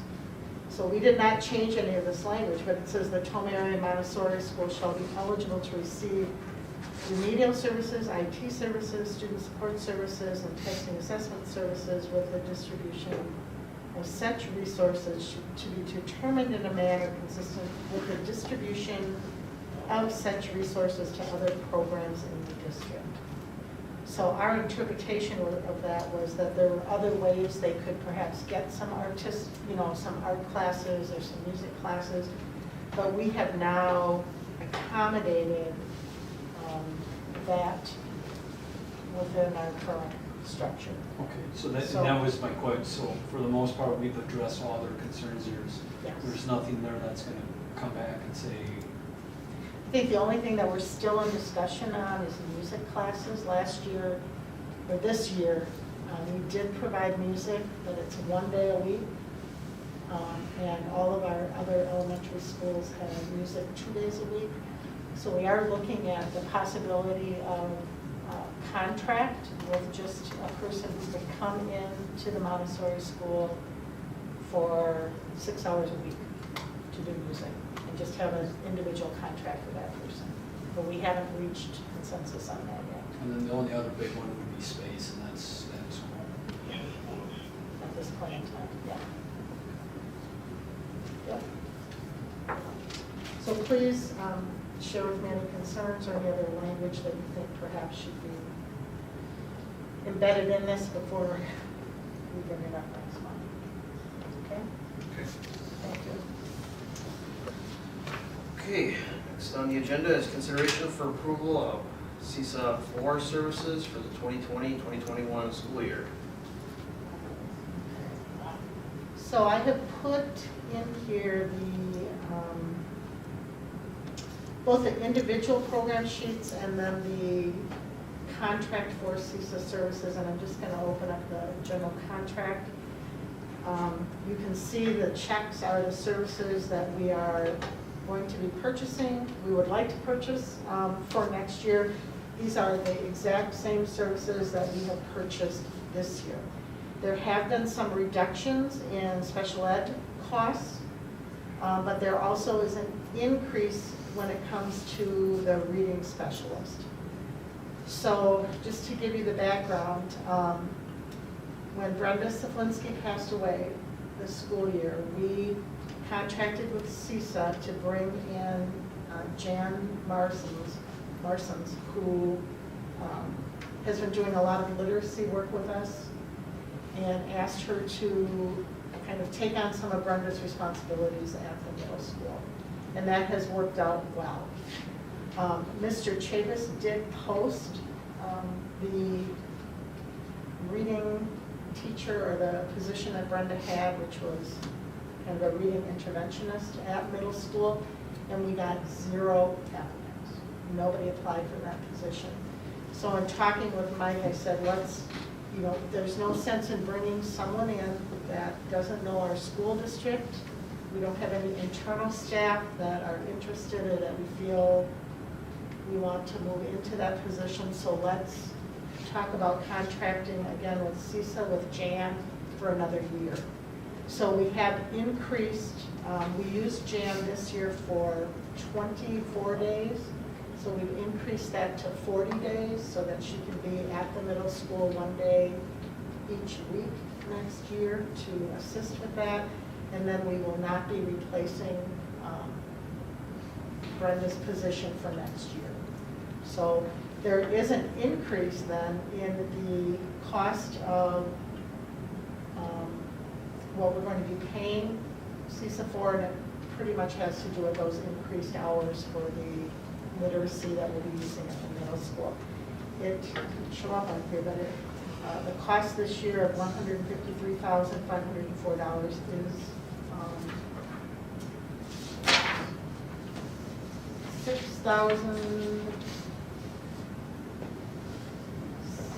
almost $7,000 more, $6,983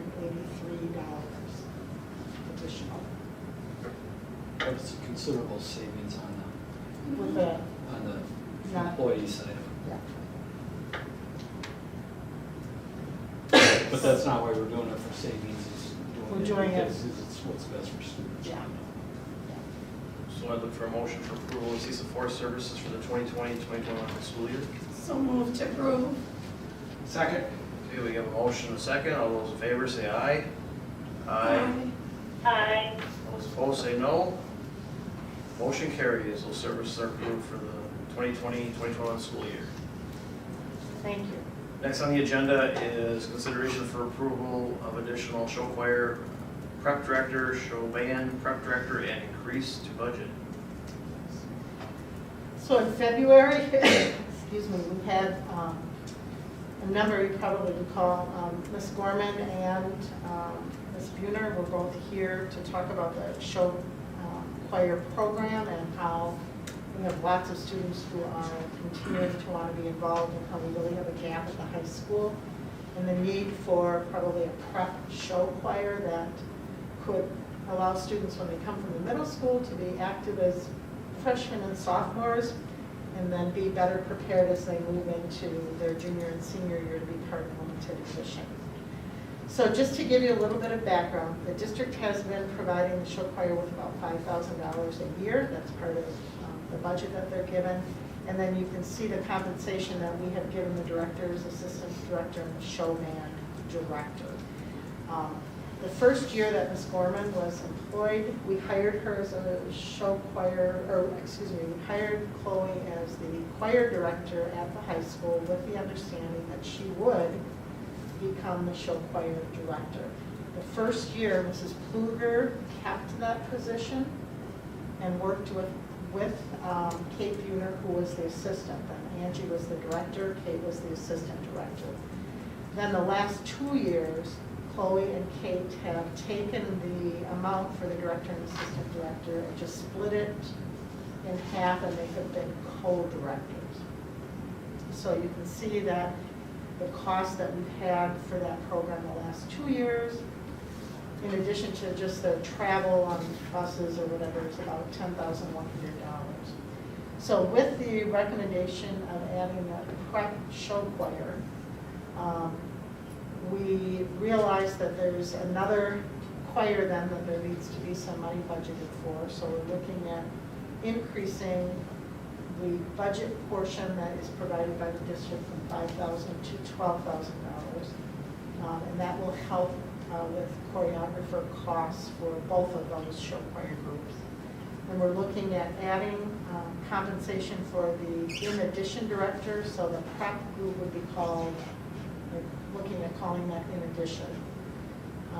And then we also know that there has to be a show band director that works with that prep group, and so there's additional finances there. So we would be looking at an increase of just under $10,000, $9,091 to the show choir program.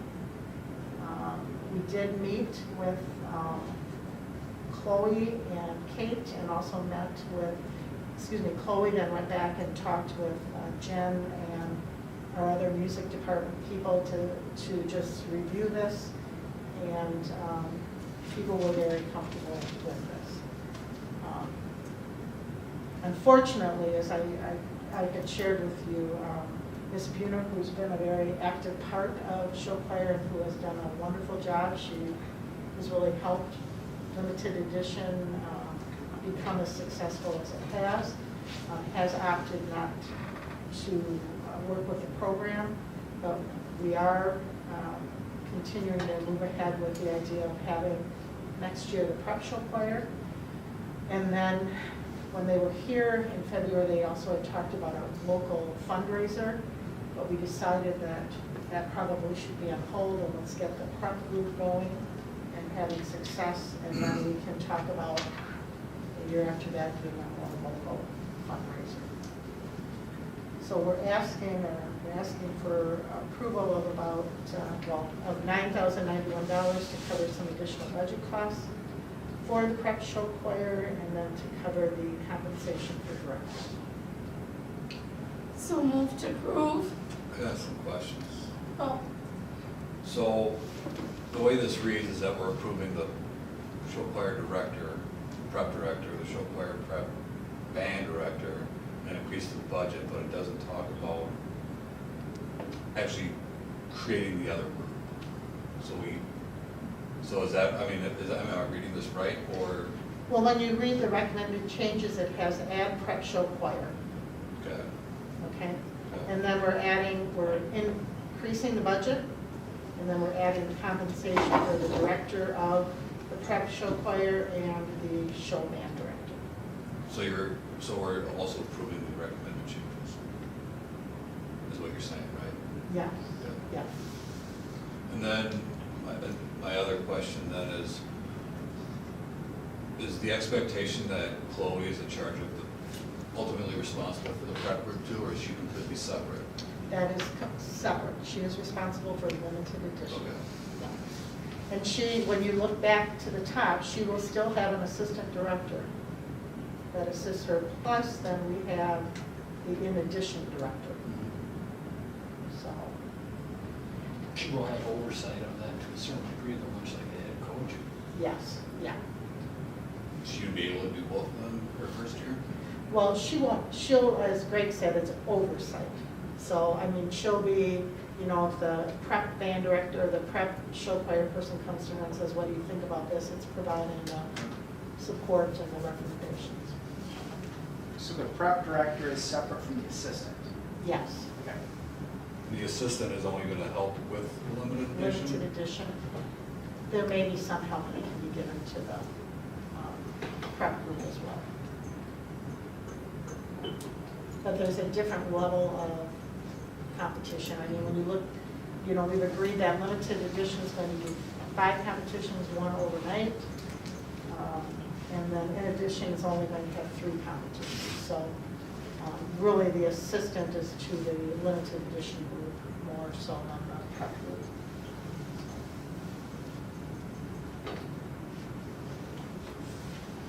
Questions or comments? Ms. Gupta made a motion to approve. We have a second?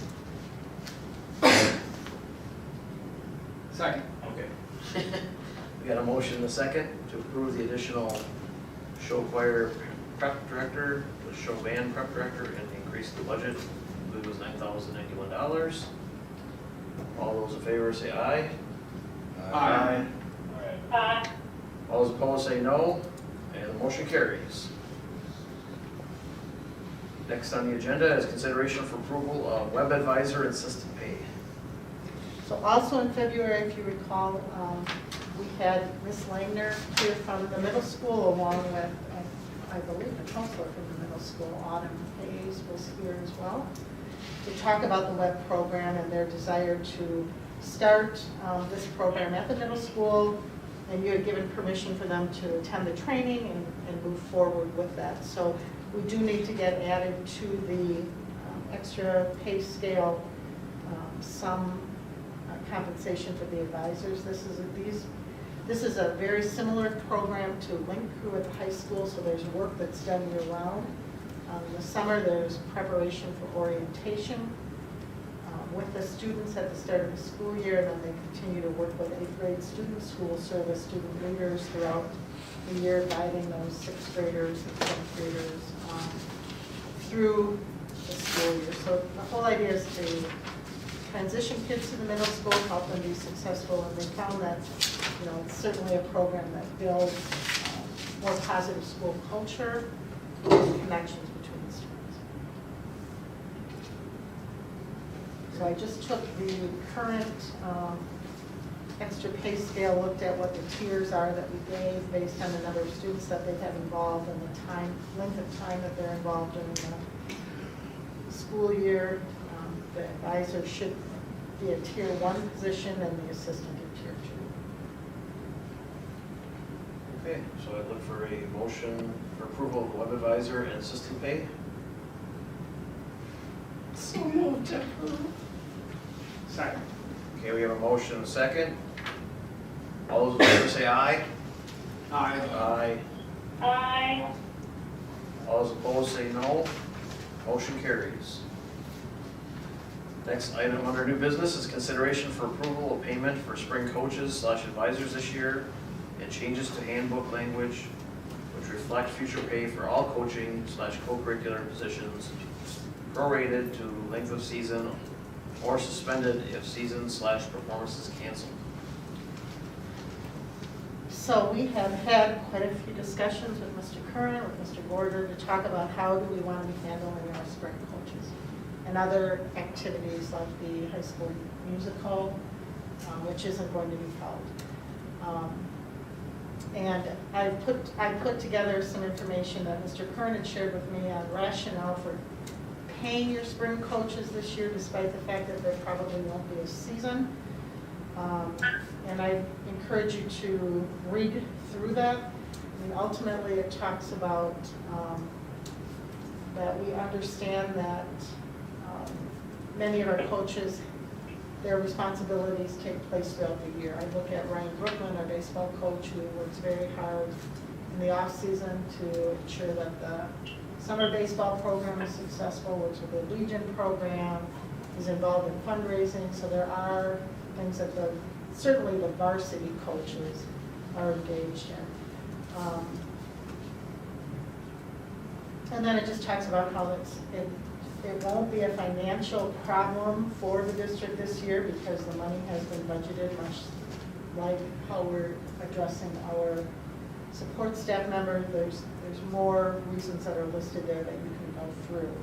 But probably what I think is most important is if you as a board agree to pay our coaches this year. I've already talked with Mr. Curran about the importance of setting up some expectations for our coaches and what we want them to be doing. So it's not May yet. There's still time, for them to be providing virtual coaching for kids, assisting with academic support, and we certainly can have many of our middle school coaches be actually involved in professional development. There are a lot of different, as you can see on the listing there, free courses for coaches to take. So we can set up parameters that would be laid out where we expect them to put in time and develop their skill level as a coach during this particular year when the season is most likely, I know WIA, I believe, is meeting tomorrow to make their final decision on the seasons. So we do have, yes, With Nancy, I haven't too much tonight, but I do, can I speak to just a few, just a moment? Speak up, Yes. please. Can you hear me? Yes? yeah. I just think it's important to pay them because we've already made a decision to pay others who aren't working this year, who doing their job. And I, having had kids in sport all these years, I know that those coaches are doing, things. And they're thinking about their sport all the time, and I would like to say, Thank you for sharing that. that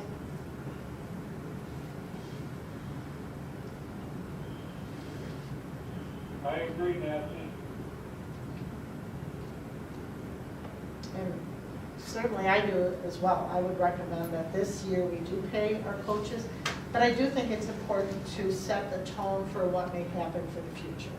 And that we may want I agree to with that. lay out that, you know, in the future, if it's not possible to have a season, or, you know, or the season is canceled mid-year, then we look at prorating the salary that people receive.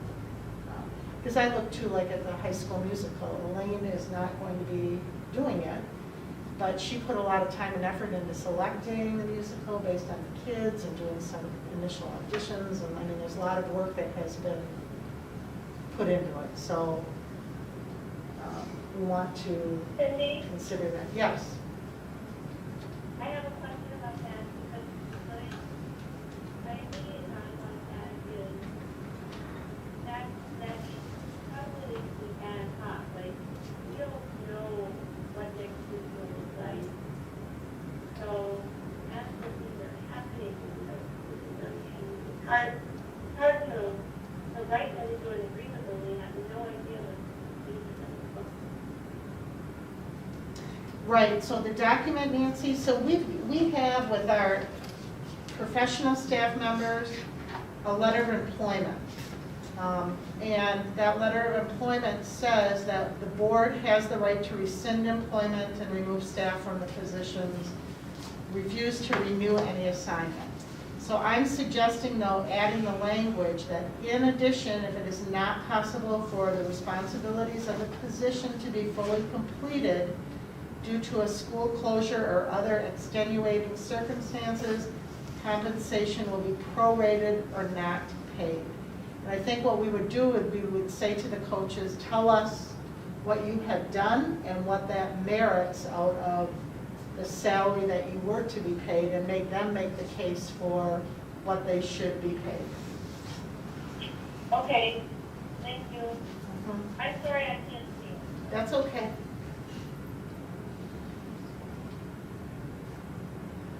But that proposed language is, you contemplated for going Next. forward, next year Yes. going forward. So then people are on notice, but this year pay them Yes. as originally scheduled.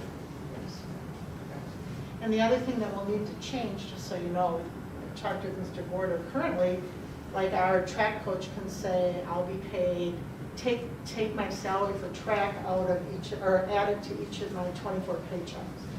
So I think we want to change language that says the extracurricular positions are only paid for during the season. Because if we opted this year, if we decided not to pay them, we'd have coaches having to pay the district money back from having received it. So that's a bookkeeping change. This has been a long-standing practice in the district. I believe it goes back to contract negotiations, I believe. So it's, either way, it would be problematic. But certainly we need to consider it for the future.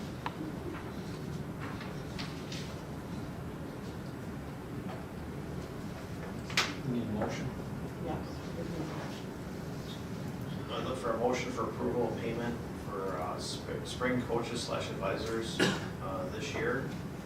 And do want to add I'll change? make a motion. Go ahead. Okay. Do you want to make changes to the handbook language also, or? Okay. And changes to handbook language, which reflect future pay for all coaching / co-curricular positions, prorated length of season or suspended if season or performance is canceled. Nancy, you were gonna make the motion? I would like to make the motion. Okay. We got a second? Second. Okay, we got a motion and a second. All those in favor say aye. Aye.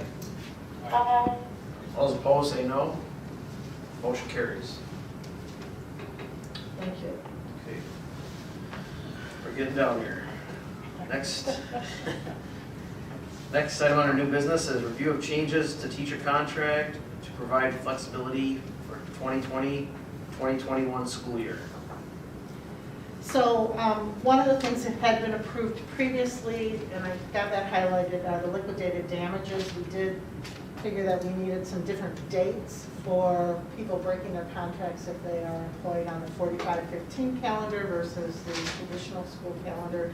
So that was approved previously, so you'll see that highlighted in here. But the point that I'm asking for your approval on is the commencement of the teacher contract.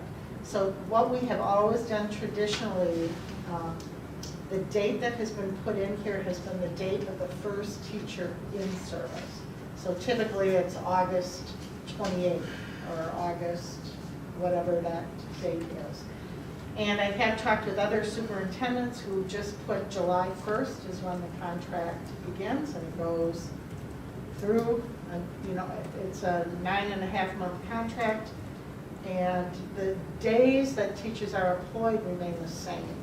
But this provides us with more flexibility for if something happens and we need to make a change in the school calendar, we can do so. So one of the things that's already being talked about at the state level, and Mike Thompson from DPI shared with superintendents last week that the Department of Public Instruction will waive the school start date for next year. They will not hold, if a district wants to apply to start school mid-August, and it's okay to come back at that point in time, they will approve that because the language in the state statute is if it's an act of nature and it has happened after January 1st, the Department of Public Instruction can approve that event as a reason for a school district to have a waiver. So I do think it's important to, I don't know what the future holds, but I do think we want to be prepared that if there's the ability to start early and we hear from community members that they think we should, that we maybe relook at our calendars and reestablish that for next year. Again, it's nothing that we need to take action on as far as starting school early next year right now, but I do want you to know that I have received a number of emails from parents in regard to that have said, because students have been out of school so long, since March, would the district consider starting in August, getting them back if you can get them back and get started? So what you would see then is more of a school year that has some breaks in it. And again, it would put us in a position if we do that, potentially if there were school closures that happened at different times in the year, you might have days that you could add, that you've got as a break that you can add back in later on as the year progresses because you've got that flexibility from starting earlier. So I'm not saying we're going to do that, I'm just saying I want you as a board to have that flexibility if it's deemed that that is something that you and the community would like to see us do. So really the only change to the contract is changing that date from the first in-service day, it's in the first paragraph, so that we would just, that would automatically be commencing on the first day of July. And again, the contract says that it's for, you'll notice the line before that, performs services in a school of the district for a term of 9.5 months, 188 teacher days. So August, September, October, November, December. Would you like us to move on that one way or another now? The first date, yes. So a motion to change the date of teacher contract starting July 1st. No, I want the date for the contract to be the first day of July. And then we'll, you know, if we need to develop a calendar that starts, but I'm just wondering, as I'm looking at this and I'm counting, if we need to change for a term of 9.5 months to 10 months, because July, August, September, October, November, December, January, February, March, April, May, June, is it 12? 12. Oh, yeah. So for a term of June to July, I should have been able to figure that out. It's late, right? It's still 188 teacher days, but those days would take place potentially over, but I wouldn't count July, because then we wouldn't be starting school in July. We'd be starting in August. If there were a change, it'd be starting in August. We probably would only go through the end of May, but there's the potential you could go into June. So August to June is 10 months, right? Well, you're starting the, I guess, Or you're 11 starting months. the 11 months, but why wouldn't you just make it for the full 12-month period? What is the, Right. Yeah, why do we, I mean, is there a reason why we shouldn't do that? I don't know the answer to this, Nancy. No, we could do that. Then we'd have one wire covered too. yeah, Yep. Okay, simplifies it. so the change would be for a term of 12 months, 188 teacher days, but it's covering from July 1st to the end of June. That makes more sense. Yeah, it does. This is the other change that would come. 10, no, 12.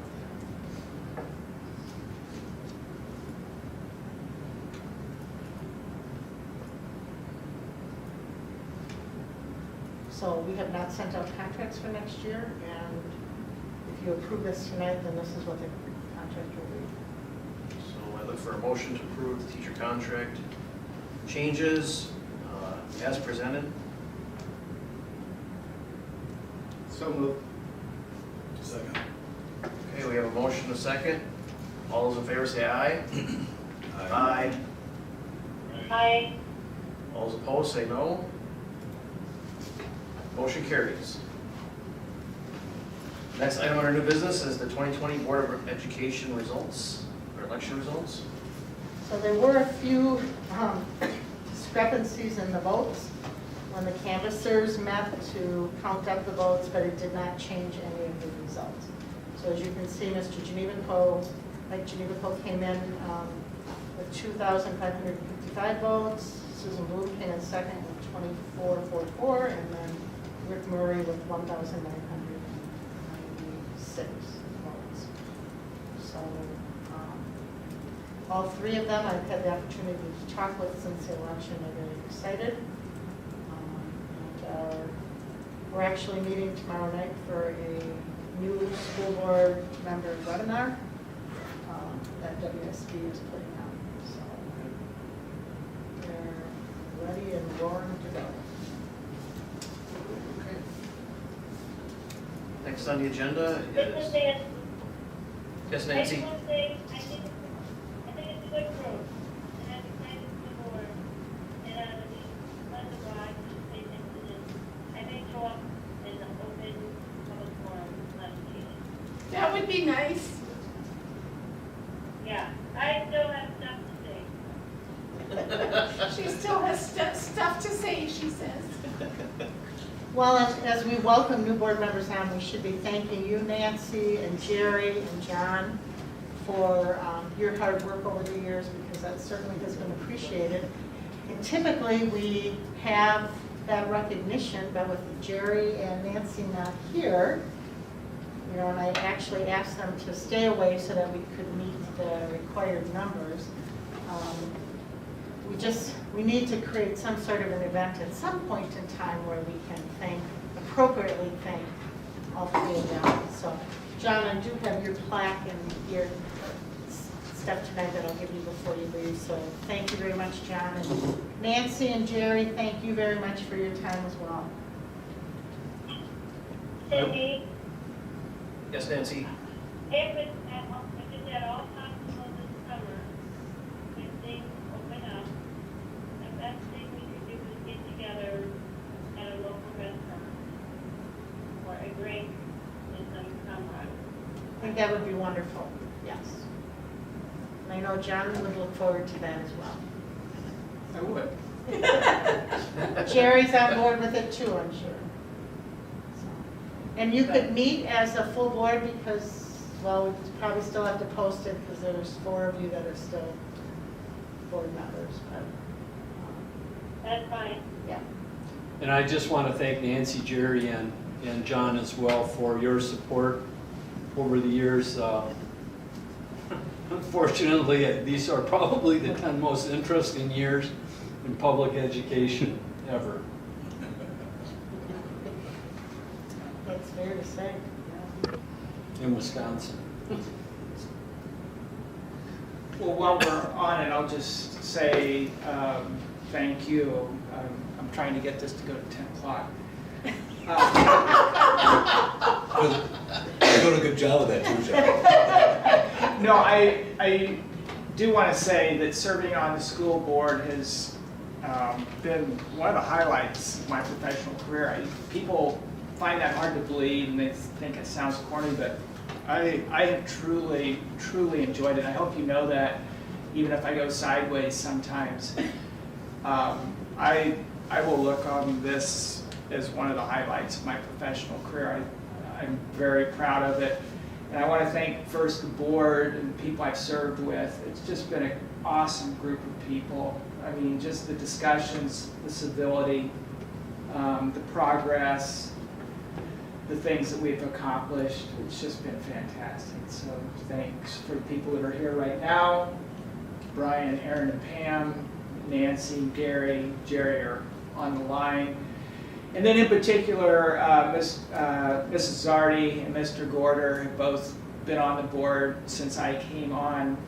And, you know, I've gotten to see a little bit behind the curtains, and I really want to thank them in particular because whenever you have a new person come on, I know now you got to sort of wait and see what they're going to do. I mean, not that you guys have agendas, but you don't know what the board members are going to say or do or argue for. And with me, you were very patient and you were very kind, and I know that you have to do that with every board member that comes on. And we come on and we have these big ideas and we're a little bit naive, and you were just unfailingly polite and kind and patient as I and other new board members came on and sort of found our way. So thank you very much for that. I know it can be hard to do when you guys see more of the picture sometimes than we do. So thank you very much. I really appreciate it. Thank you. It's so we're down to 7 minutes. This next item could take a while.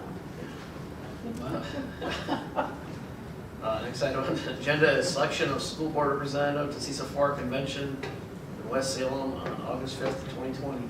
Is this an evening one? This is an evening meeting. I'll do it. Well, do you want me to? Nope, I want to get done at 9:59. Fair enough.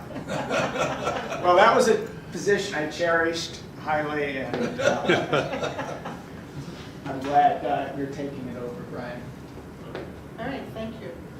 But I think you do have to. We have to elect that person? No, I think board president just nominate them. Mr. Was Hennessy? appointed representative, yep, just needs to be appointed. So you'll do that, Aaron? Yeah, I'll appoint Brian. Thanks, man. Yep. Okay. Okay. Next on the agenda is review of committee assignments and interest in officer positions, preparation for upcoming reorganization meeting.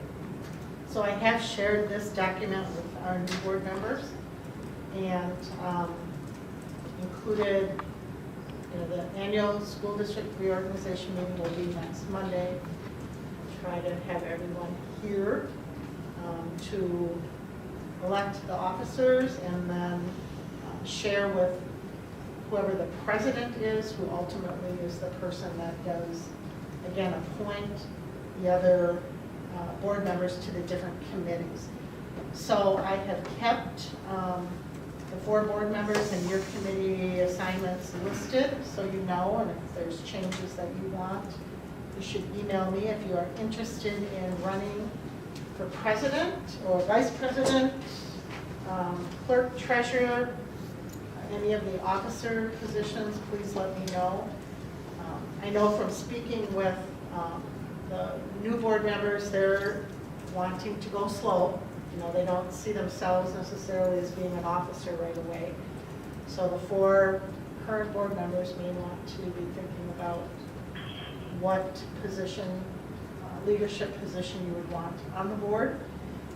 And then again, if you have any particular committees that you definitely want to make sure that you serve on. I'm trying to drag it out for you here, John. What else can we say about Thanks, this? Mrs. Arnie. And that was my Yes. committee preferences. Okay. So please email me with that and then I'll have that ready. Yes, Nancy. Is this my last meeting? Nancy, this is your last meeting, yes. Okay, all right. Want to make sure. Okay, thanks. I know it's a sad way to leave without being here and being able to say goodbye, but that's why we'll get together this summer at some point. Would you like to try to select a date right now? No. Well, I would like, I know that everyone's going to allow me to join off the board to do the graduation because it's Harley, and I don't know if that would seem strange now, if it's 3 months later or something. I But think, if you guys have a conversation about that, let me know. I can tell you my reaction right now, Nancy, and I think you should do it. I'll tell you, I'm not going to be superintendent when the graduation is held, and I want to be there. Yeah. So I hope no one will say I can't be. Depends on how nice you are to us Yeah. this last few months. I don't want to say nothing, but I was thinking it, Brian.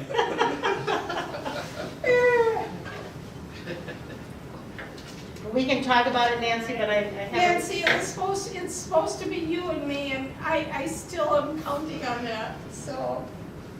Okay, thank you. I You're gonna win, John. appreciate it. Thank you very much. Okay. Thank you. Okay, next we have upcoming events and activities. So I don't have a lot on here. Pam and Aaron, we need to set a date for that scholarship meeting because I'm supposed to turn those in on Thursday or Friday. You said you wanted to meet tomorrow? So we could do tomorrow, but we do have the webinar at 7 with the other board members. Would you be able to meet at 5? Shouldn't take longer than 2 hours.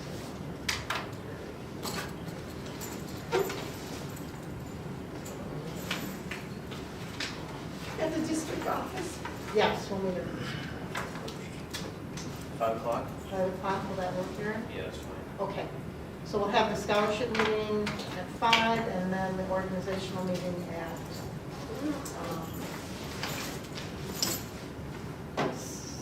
no, Organizational we'll try- meetings next I'm week. sorry, yes, we'll have the WSB seminar. And then I just put some information in there on instructional materials pickup days that we're going to be having. I would like to have a board policy committee meeting in May just because we do have quite a few policies, so that will be for who's ever on that committee. And then Greg, I don't know if you want to have a facilities meeting in May?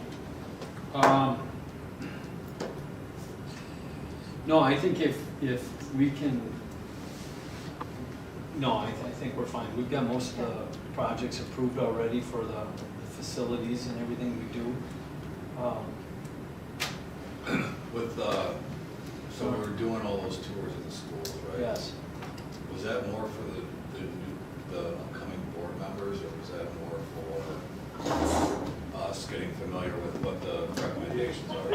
I think it was for everybody, so I would like to continue them at some point in time in the future when it And is. then I guess, too, with the study from HSR, Yes. when are the next steps gonna happen, and what are those next steps?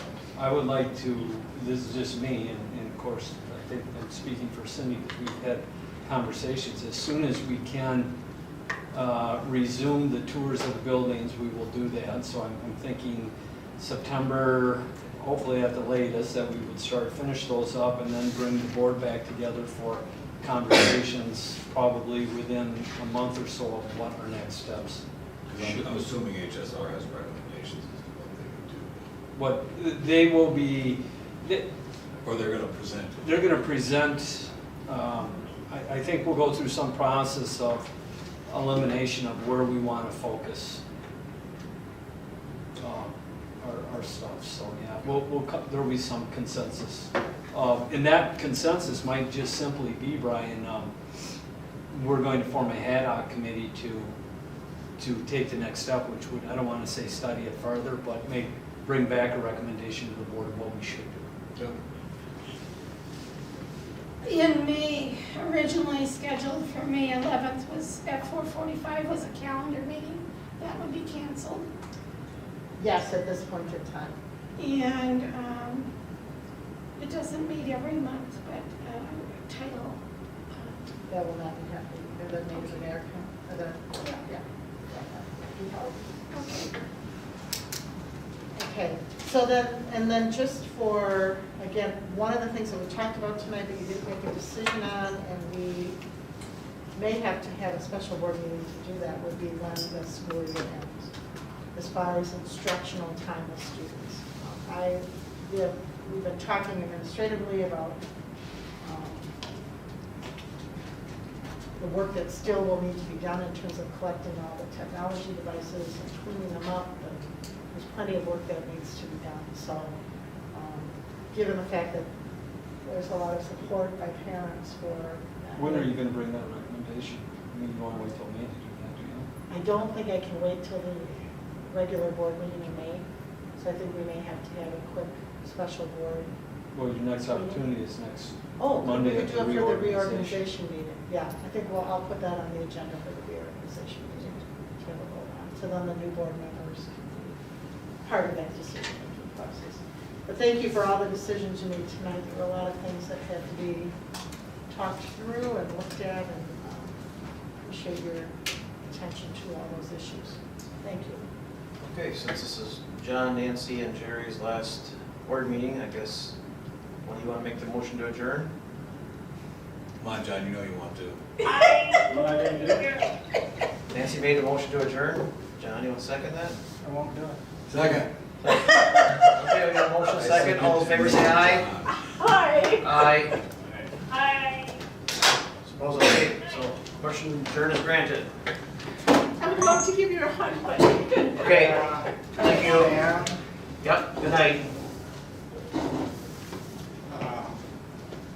Now you guys don't even have to deal with me on the Montessori issue, so.